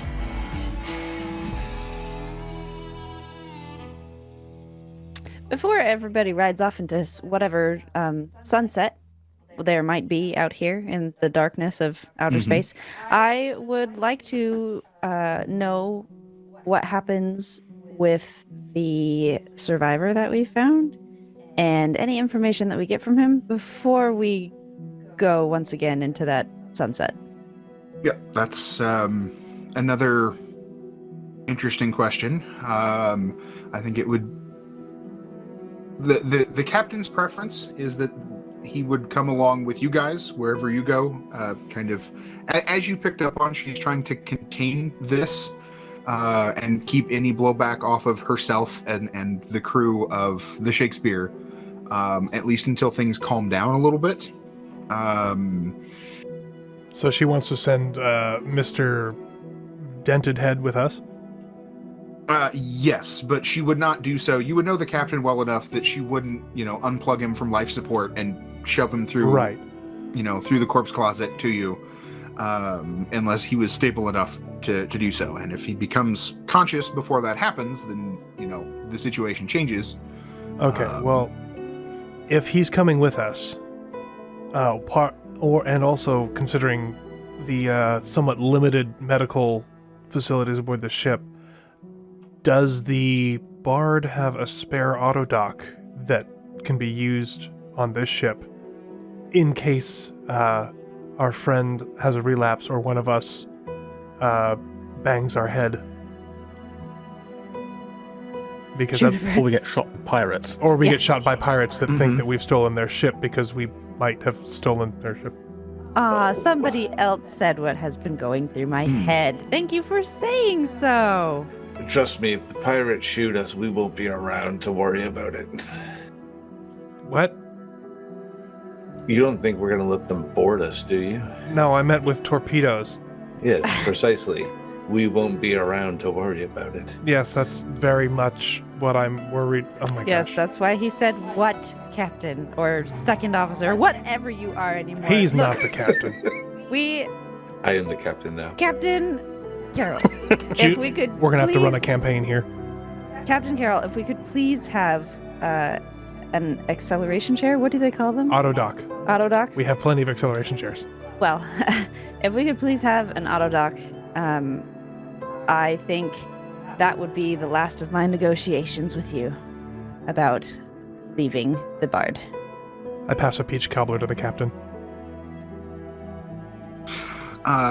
She takes it, looks at the label, and tucks it into, she's wearing like jumpsuit, the kind of thing that you would be familiar with.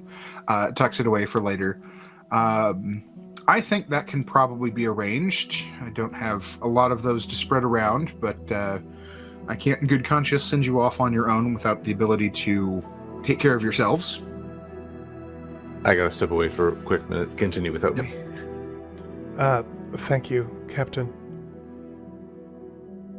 Well, I don't have any other questions. How long will we be docked here, and how are we going to arrange our separation to make sure that the Bard isn't implicated in anything? Because there's nothing the Bard did wrong at all. Very much appreciated, if that remains that way. That would somewhat be up to you. It will have to be. I do have to report to my backers that a ship was recovered if I'm going to add it officially to assets and set up Right. a lease agreement. Back. It's just the specifics of exactly what this encounter consisted of is going to be known by yourselves and members of the crew, and members of the Shakespeare's crew are going to know that we had to run away from raiders, but exactly the how and the why they don't need to know about. So there's a limit to how far legally you can distance from yourself, and I would appreciate it if you didn't go out of your way to paint a target on the Shakespeare as you head out into the system. But I think the trail can be covered thoroughly enough that anybody that isn't specifically out looking won't draw any connections between us. All right. In that case, I think what we need to do is we need to rename the ship. So, Nigel, if you could find out if the ship can be renamed easily, as I suspect it can. I believe it was Thomas that suggested that it can. I find myself agreeing with him that this might be a vessel that is designed with some fluidity in its identity. Nigel's gonna Go ahead. look up and just turn around and head back up the ladder. Justice will be like, "Thank you, Nigel. Do you want some cobbler?" Nigel's already up, well, halfway up the way to the bridge, assuming that's where the transponder is. Yeah, somewhere up there. Captain, do you want us to stay here and somebody else gives us our personal flex, or can we go back onto the Bard and get our stuff before we leave? If you have effects that you would like to collect, that would be, I don't think it would be a problem. Chester looks Jude up and down. How much stuff do you have? I don't have that much. Come on, man.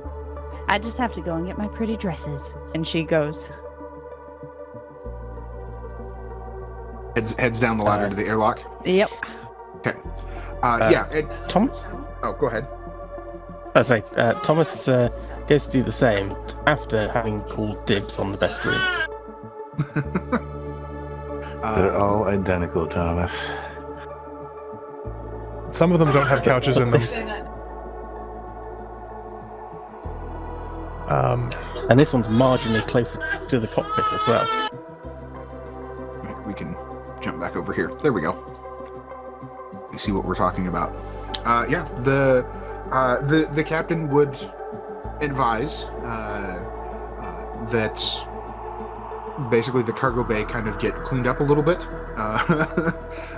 So as any supplies or material are brought over by other members of the Shakespeare's crew, that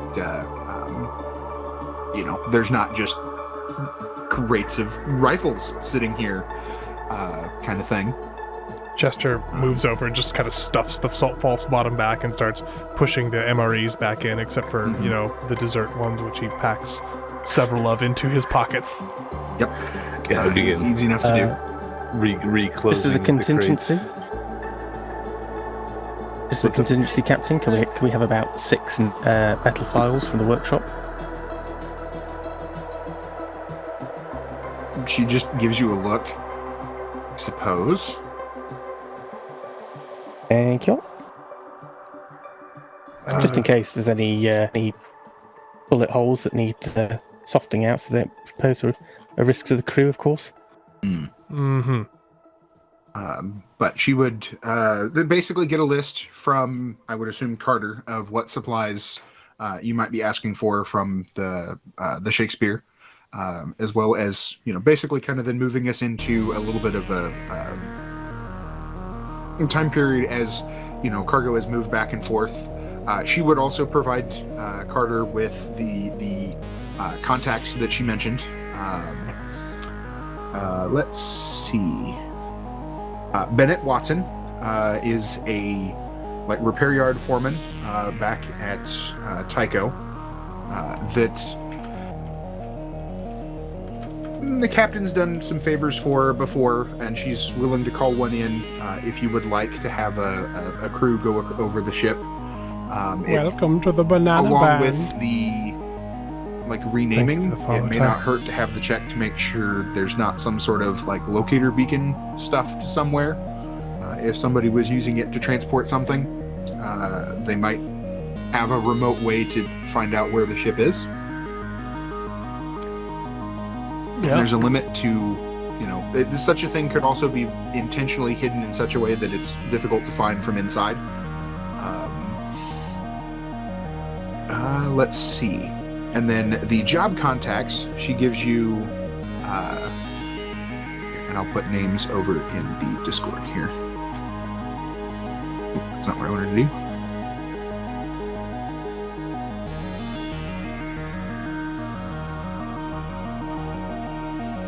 Got my notepad up. I'm all ready for this. Oh, I'm making journal entries on in Forge. Okay, there's the names. But Bennett Watson is the yard foreman, and he can also, part of this favor would be keeping, getting you bumped up on the repair queue, as well as keeping kind of quiet exactly where you came from and whatnot. That man's going to get so many dessert packets. Stop Lee giving away Garrett all our desserts. is a broker of cargo. Nothing, large scale, volume. Generally, she specializes in getting specific small quantities of things from point A to point B. And if they potentially are items that have accidentally missed certain customs checks, she doesn't get overly concerned. That kind of thing. But most of what she does, the captain would inform you, is 100% legit. Fell off the back of the space truck. Well, yes and no. That's more so Alexander Mitchell. When she mentions Alexander, she would tell you to be very, very careful in any interactions that you have with him, as he has connections to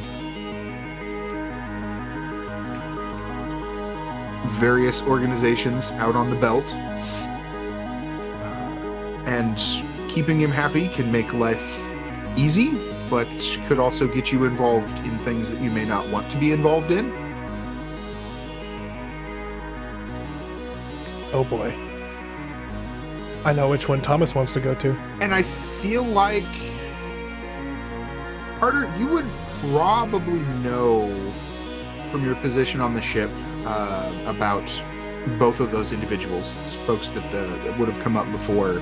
And just to give you an impression of what you would know, Alexander is very much like Badger from Firefly, in that he doesn't come across as much, but he always seems to have more connections than he ought to. Okay. He's that kind of contact.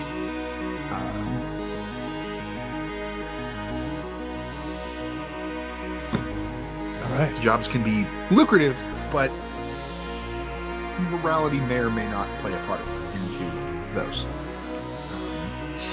As the party's space paladin, I would like to very much argue against any interaction with Mr. Mitchell. I feel like everything that was just said is extremely important to my character as a negotiator, and I was unable to write any of it down. So if somebody have could it. please send it to me, that'd be great. Yep. And I created a note in the journal section of Forge called Job Contacts, which I don't know if that's local to Yeah, me it's or not- if you all I think can it's see it. That's local Local. to you, yeah. Oh, okay. Let's see. I think I can change that. All players. I think observer is what we would need. Oops, that duplicated it. I'm not sure what Oh, that did. I see it though. Okay. Oh no, it didn't duplicate. I literally started making another one called Job okay. Contacts myself. Okay, So- that's fine. Okay, yeah. We can get Oh, rid it of that. sounds to me like Go ahead. it sounds to me like the logical place is Tycho Station. I think that would be wise. I think it's a good idea to get to Tycho. They'll have the facilities to go through the ship and maybe make some modifications to have it better suit what I think we're gonna feel, what we feel we would need, like maybe a dedicated med bay. I would feel better. And possibly restock on torpedoes and PDCMF. How much money do we have? Well, we'll have more once we get rid of this cargo off this ship. I don't want to be flying around with a bunch of Martian MREs, hardware. Martian MREs. That's what we're Yes. carrying. All right. MREs, spicy MREs. The Okay. spiciest. Hey, spicy food's good. You'd know that if you grew up on Mars. Well, in that case, I think we can get things rolling. As long as we just need to figure out the transponder, because the transponder really needs to match the paperwork. Mm-hmm. Yeah. Nigel, you would, with your experience, you get up and you start poking around into the systems connected to the transponder, which on most ships are very intentionally designed to be very, very difficult to modify. And most major law enforcement organizations in the system take a very, very dim view of individuals that go fiddling around with transponder codes for obvious reasons. But you would find that the Pisces here would seem to have is it a trait? What do they call that for starships? Basically Quality has or something? Yeah. the quality of a transponder that can be modified relatively easily. So you can essentially get in there and change it at will. So Nigel, hovering over the delete button over the name, calls out over the comm and says, "Bossman, do we have a name for this ship yet?" Can Screaming Firehawk. look around at everyone. Any suggestions? Well, this whole voyage has been a comedy of errors. Mistakes were made. June, Well, do you have any we're a thoughts? counterpart. June is getting her stuff back. I don't Oh, know if that's she's right. We're listening. gonna name the ship without June. Yeah, she's not there. Well, we can wait for you to get back. Because it'll take a little bit of time to get everything moved around and get some of the extra supplies and whatnot brought over, as well as any personal effects. Does this count as an interlude? Because I'd like some fortune back. We're not quite there yet, but you will certainly have one, because you'll have at least a couple of days, because you were a few days out of Tycho when you arrived at the ship. And then there will be interlude time coming. Yes. And there will probably be some available on Tycho while the ship gets looked at. Okay, well, Okay, so can we, for narrative's sake, say that we are all together once more and discussing what the ship's name's going to be? Yeah, that's fine. We can kind of jump ahead that, Nigel discovers that, oh, hey, this is going to be easier than I thought. Though I'm assuming Nigel doesn't, tell the rest of the group. Is that fair? Nigel just strikes me as somebody that really wants to play up how difficult this is going to be. Yes. But that's, I don't Nigel want to speak wouldn't for tell you. him. Okay. No, Nigel wouldn't tell them how easy it is. Nigel would just be feigning that there's a very sticky delete key. Gotcha. So yeah, the couple of hours probably to get everything sorted before that would come up, and basically between June and the captain would need to sit down and actually draft all of the documentation to, the salvage claim to the ship that would be necessary, and then name and whatnot. So before a name would be necessary, so there'd be some time for you to all come together and discuss it. okay. Okay, so Chester is going to recommend the Shakespearean play Comedy of Errors as the ship's name. The only problem I have with that, Chester, is I'm pretty sure that the captain didn't want any ties whatsoever back to the Bard. And that's a pretty on-the-nose direct link to the Bard. Is it, though? I would say so, unless people don't know their Shakespeare, which is possible. Thomas, But who's William Shakespeare? Wait, no, you're from Mars. Never mind. Martian poet. Yeah. Let's see. Carter, who's William Shakespeare? June just shoots him a look, by the way. He's an old poet. I would humbly submit the name Stardust, as that is what we will all become if the wrong people find us. Oh, good. A nihilist is trying to name our ship. Oh, boy. I mean, I can't really bring anything to the table here. I am just going to tell you how all your ideas suck. That's me. Thanks, June. We appreciate You're you. welcome. I'm regretting giving you the desserts. It was super good, by the way. Thanks. Yeah, I know. Martian MREs are the best. Aggressive negotiations. I don't mind that one. That Except might... I don't like how antagonistic it would seem. Yeah, considering we have armament clearly visible from the outside. Yes, we're covered in PDZ cannons and a very prominent torpedo tube on our nose. We have a torpedo schnoz. How about we just call it good news? Then it can be either one. It could be sarcastic or it could be great. I'm I pretty like sure good news. the good news is what we fire out of the torpedo launcher. See, and I figured that you, the Martian, might think that over there. But anybody else, you could say, okay, this is the good news that we are delivering right here in the form of torpedoes, or we could actually be awesome, depending on what we wanted to do. So I think it could go either way. We could do it that way if you all like it, or we could keep debating. I like the good news.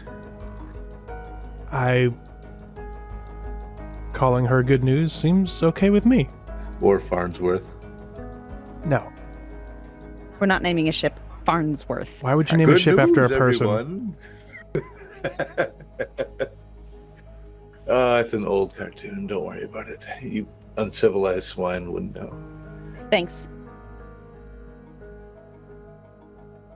Well, we're not naming it anything I better. still think that Screaming Firehawk is potential, guys. I mean, come on. Is that from a show or something? That's everyone talks. Nigel, is this a one-time thing? Well, Or are we going to be able to swap this if we run into issues? Pick one now. Pick one now.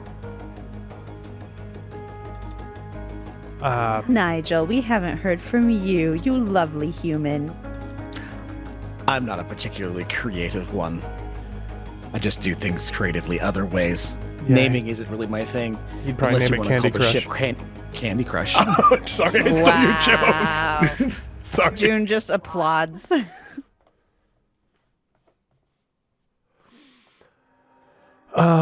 Thing. Nigel, sensing the continued indecision, starts typing good news into the terminal very slowly. I'm fine with good news.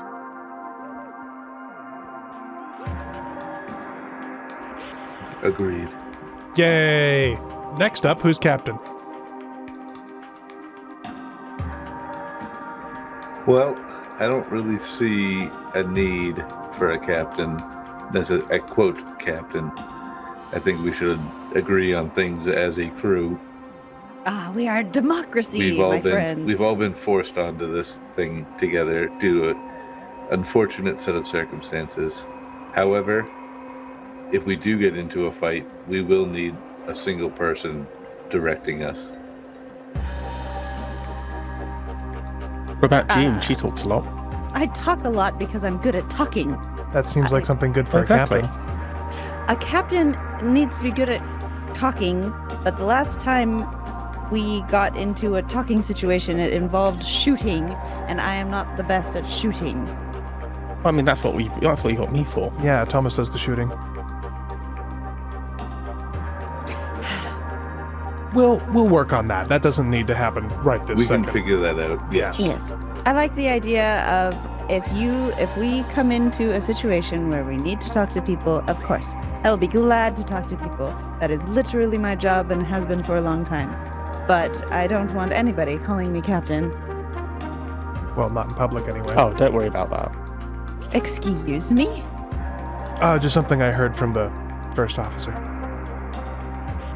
Excuse me? That's all Chester, behind we're us going to now. have we're going to have a talk later, Chester. Mr. Minister man over there. I told you. I know what you told me. I told you. Mr. Minister. You call me captain and you make insubordinate things like that. For the I'm gonna more call you minister. For the most important question, who's living where? And with that, Carter kind of pushes off and goes up the hatch.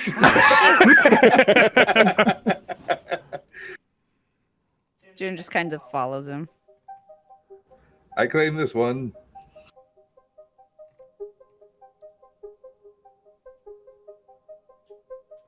These ones on the deck lower, are they what? So They're I- bigger, but they don't have bat toilets. The ones on the upper deck have toilets, but have a separate room for the crash couch. Right. I'll take That's the- this one. Near the MREs. Near the corpse closet. I'm comfortable with death. I'm a medic. Well, I should have called the ship that. Corpse closet! I mean, theoretically, Nigel can go back and change it. We're not gonna We're not gonna call it the corpse closet. No. That's gonna end up being a problem if somebody comes across a ship called the corpse closet. The first Well, they're not gonna UNN want or to board us. MCRN patrol you come across is going to have some very pointed questions. Oh, that's not going to be the weirdest name they've seen out there. Huh. something the police on a belter ship. Mm-hmm. And I assume Rebecca's just going to live in engineering. She just mounts an acceleration couch and just sticks it in engineering. I mean, actually, that's exactly what I was planning on having her do once the ship got in. That was the going whole to be a thing of having to suggestion. run like 3 decks to get to an acceleration couch, was not her favorite thing ever. So she would claim one of the other cabins as her own personal space, but I think you guys would know she's probably just as likely to end up living down in the engineering compartment as anywhere else. She ends up taking residence in the vents. She just lives in the vent. There were rumors on the Shakespeare that like the only reason she would leave engineering of the Shakespeare was when the chief engineer actually like threw her out because she'd been there for days on end. Yeah, she gets along with machines a lot better than people. So Where's Nigel gonna sleep? There, away Okay. from everybody else. Away from everyone else. Yep. No one wants this to. deck is mine. No one wants to share a toilet, so Nigel takes a deck with 2 toilets by himself. Yep. Okay. The auto dock is brought over, as well as some various and sundry supplies. So you would feel reasonably well equipped for just about anything. And then the medical crew aboard the Shakespeare is also via the captain would relay that Kay is in stable condition, but will remain unconscious for a while before they would want to wake him up. And then the captain does leave it like Carter. She's sort of interacting with you with the assumption that you're in charge because you were the second. But you would definitely get the shift in demeanor from like captain to officer to not quite equals because the ship does technically belong to her and is in air quotes leased to you on paper.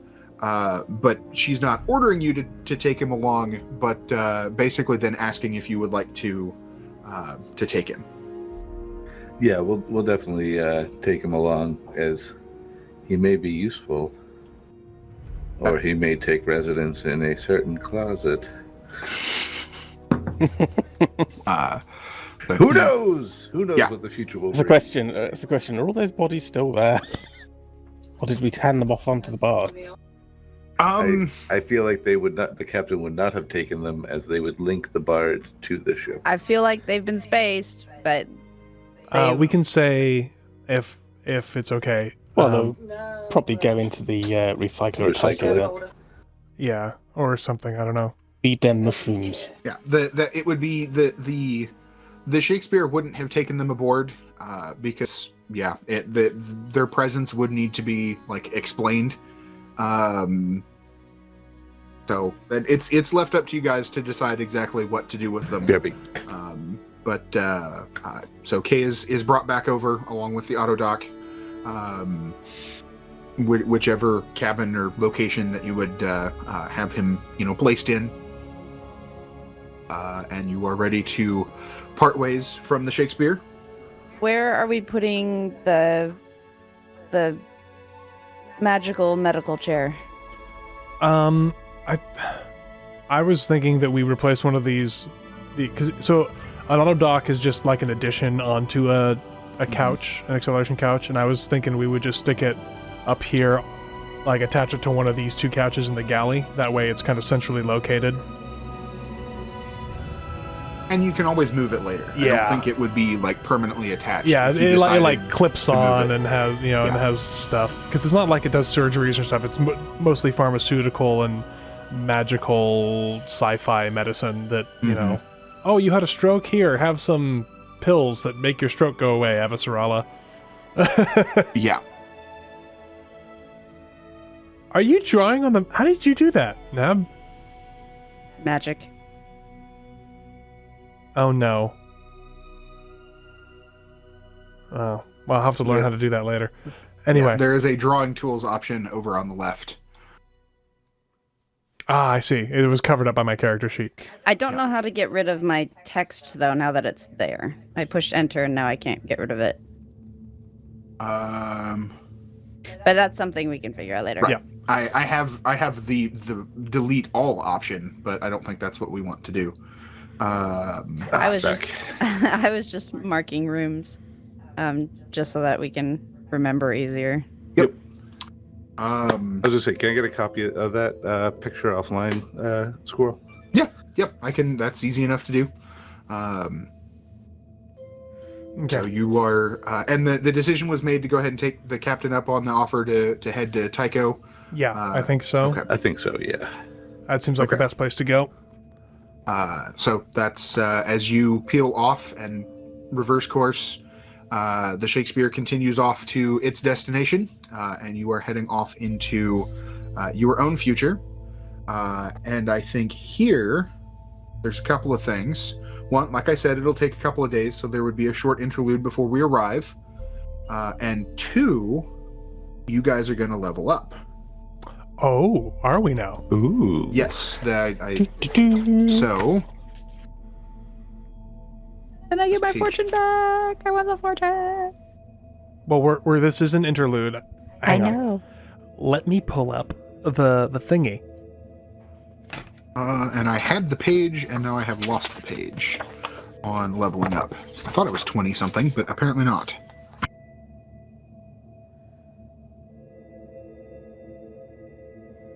So I have the interlude section bookmarked because I knew we were getting close to that, but Page Close. 45. oh, okay, I was close to it. Okay. So everybody will gain 3 points of fortune between levels 2 and 10, and after that you'll get 3. So you're not recovering it, but you do gain it. So your total, and then you also get that 3 fortune. Nothing for defense and toughness because this isn't level 4. Each level you get 1 advancement to spend on any one ability of your choice. Cannot advance the same ability 2 levels in a row. By abilities, do you mean the accuracy, communication, constitution, dexterity, like the big ones, the main big ones? Yes, that should be. yeah. Just keep in mind, and I'll have to double check because as you go up, the number of points required to advance goes up. So for scores up to 5, it only requires 1 advancement. For abilities from 6 to 8, it requires 2. From 9 to 12, it would require 3. So it really slows down the higher up you go. But at least I think where all of you guys are, it should only be, you can go ahead and bump 1 up. Just make sure you either note or you remember which one you increase this time, because when you go up next time, you can't do the same one. Okay. You were saying we don't gain the fortune back, Not yet. But Not until we get into the interlude. But your it's total, just plus something. yeah, plus your 3 total on goes both. up by 3, and then that 3 is also filled in, so you have that 3 fortune to use. So the max, max then maximum is goes up it as wasn't well. supposed to be 35. That's what it said. Yours should have been 15, I believe. It was supposed to be 15, yeah. So I had 12 fortune with a max of 15. I'm now up to 15 with a max of 18.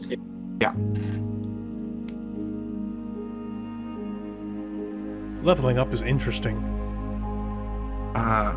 Each level, you can choose 1 new ability focus for your character. Can't choose a new focus for the same ability 2 levels in a row. So you have your ability Okay. advancement and ability focus, a talent improvement, so you can take a talent that you have and increase it by 1 degree, or I believe you can take a new one. Or, yeah, so you can either take a new one at novice, or take a novice one and bump it up, or take the next one. I forget the different levels. I don't have all of those actually entered onto Foundry just yet, so Yeah. if those are needed, I'll have to get those done. I don't believe any of you depleted any income, so that doesn't apply. And then if any of your goals would have adjusted, now would be a time to kind of evaluate and see where you stand. Okay. I think a lot of this might have to be done off stream, but Yep. I'm excited. Yeah. I did do the fortune part. I haven't done anything else. Yeah, So- I did fortune and then gave a point to one of my main things, but the rest of it I'm gonna have to hear again and figure out how to actually fix on the sheet. Yeah, so for everyone else, for the changes I made, I've added the notes in the player and GM secret notes section under persona, as I figured that was a handy place to note it, where it's not a file you have to go try to find that you saved on your desktop somewhere. Where's that? Is that on my It's character sheet under somewhere? persona, like next to, there's those 3 tabs, main, persona, and effects, and it's under persona. On the main character sheet up underneath your vital Right underneath where it says information. actual XP. XP. Oh, there's a button there. Okay, it doesn't even look like a button. Okay, sweet. All right, so I can put anything new in here. So Yeah, like for the GM secret notes, I said, "This is Scarlet. I like cookies." nice. Okay, so and then Important I can stuff. note in there which one I put on. All right, Yep. sweet. We'll do To that. refer back to. We'll do that after the stream, I think. Mhm. So Yes. we're cruising on Yep. good news. And let's see. You will have a couple of days of interlude to sort of settle in before you arrive at Ganymede. We can either do that now here at the end of the session, or we can do that kind of as we pick up next time. I know at least from where I'm sitting, I think we've got about a half hour left on the clock, but We've I got didn't 10 know. minutes. Yeah. Oh, okay. My clock is definitely wrong then. So yeah, we can either do that as we pick up next time to ease into the session, or if we want to go ahead and look into it now. I think it would probably be better for the flow if we wait until next time. Okay, Okay. Yeah, agreed. that's fine.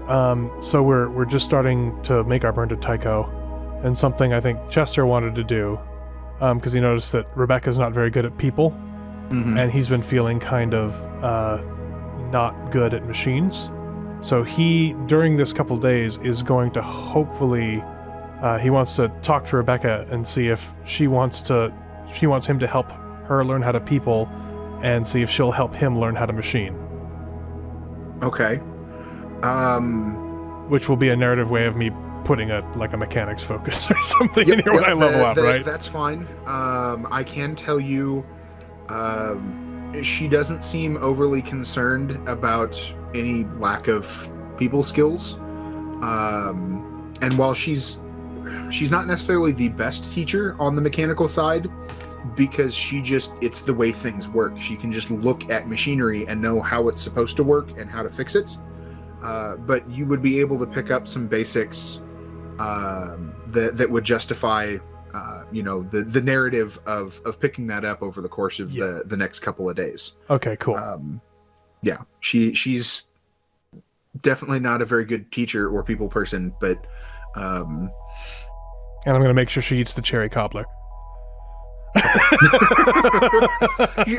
I mean, I would say, and you would know from being around her that she does. It's not that she forgets to eat and just doesn't take care of herself. I think the example I used, folks would be sitting at the same table at the mess table in the middle of a conversation that they thought she was engaged in. She would finish eating and just get up and leave. There was no like, okay, well, I'm going to go now. It's just gone. She food is fuel and is an interlude that keeps her away from her beloved machines. Yeah, it's she's very good at what she does, but outside of that, like, she doesn't understand people the way she understands machines. And that was out of character, my way of providing some support to you as an NPC without having somebody that you're going to have to like constantly check in with and talk to. She is perfectly happy being down in her engine bay, just as long as you refrain from putting holes in her ship. Yes. Stop blowing holes in my ship. And we'll see exactly what she gets up to back there, because she does have some specialization in the Epstein drives. So. Oh, nice.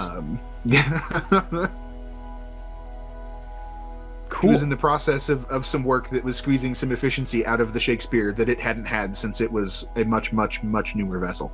Sounds like that's why Shakespeare was able to outrun that ship last session. That's some of my justification for it. It's probably a good thing Rebecca doesn't know what happened to, all of her work in that time and whether it survived or not. Because it It's hurt. okay. She's still in new toy mode. Yeah. So, but there we go. You have a cargo bay full of MREs, stolen question nothing mark, but MREs, just MREs, nothing else. nothing to see here. No illegal cargo. Yeah, and then I would say the contact information that was provided to you for those folk, it does involve like the ability to call them. You don't have to physically go find them to talk to them about taking jobs. So you'd be able to do that kind of from anywhere.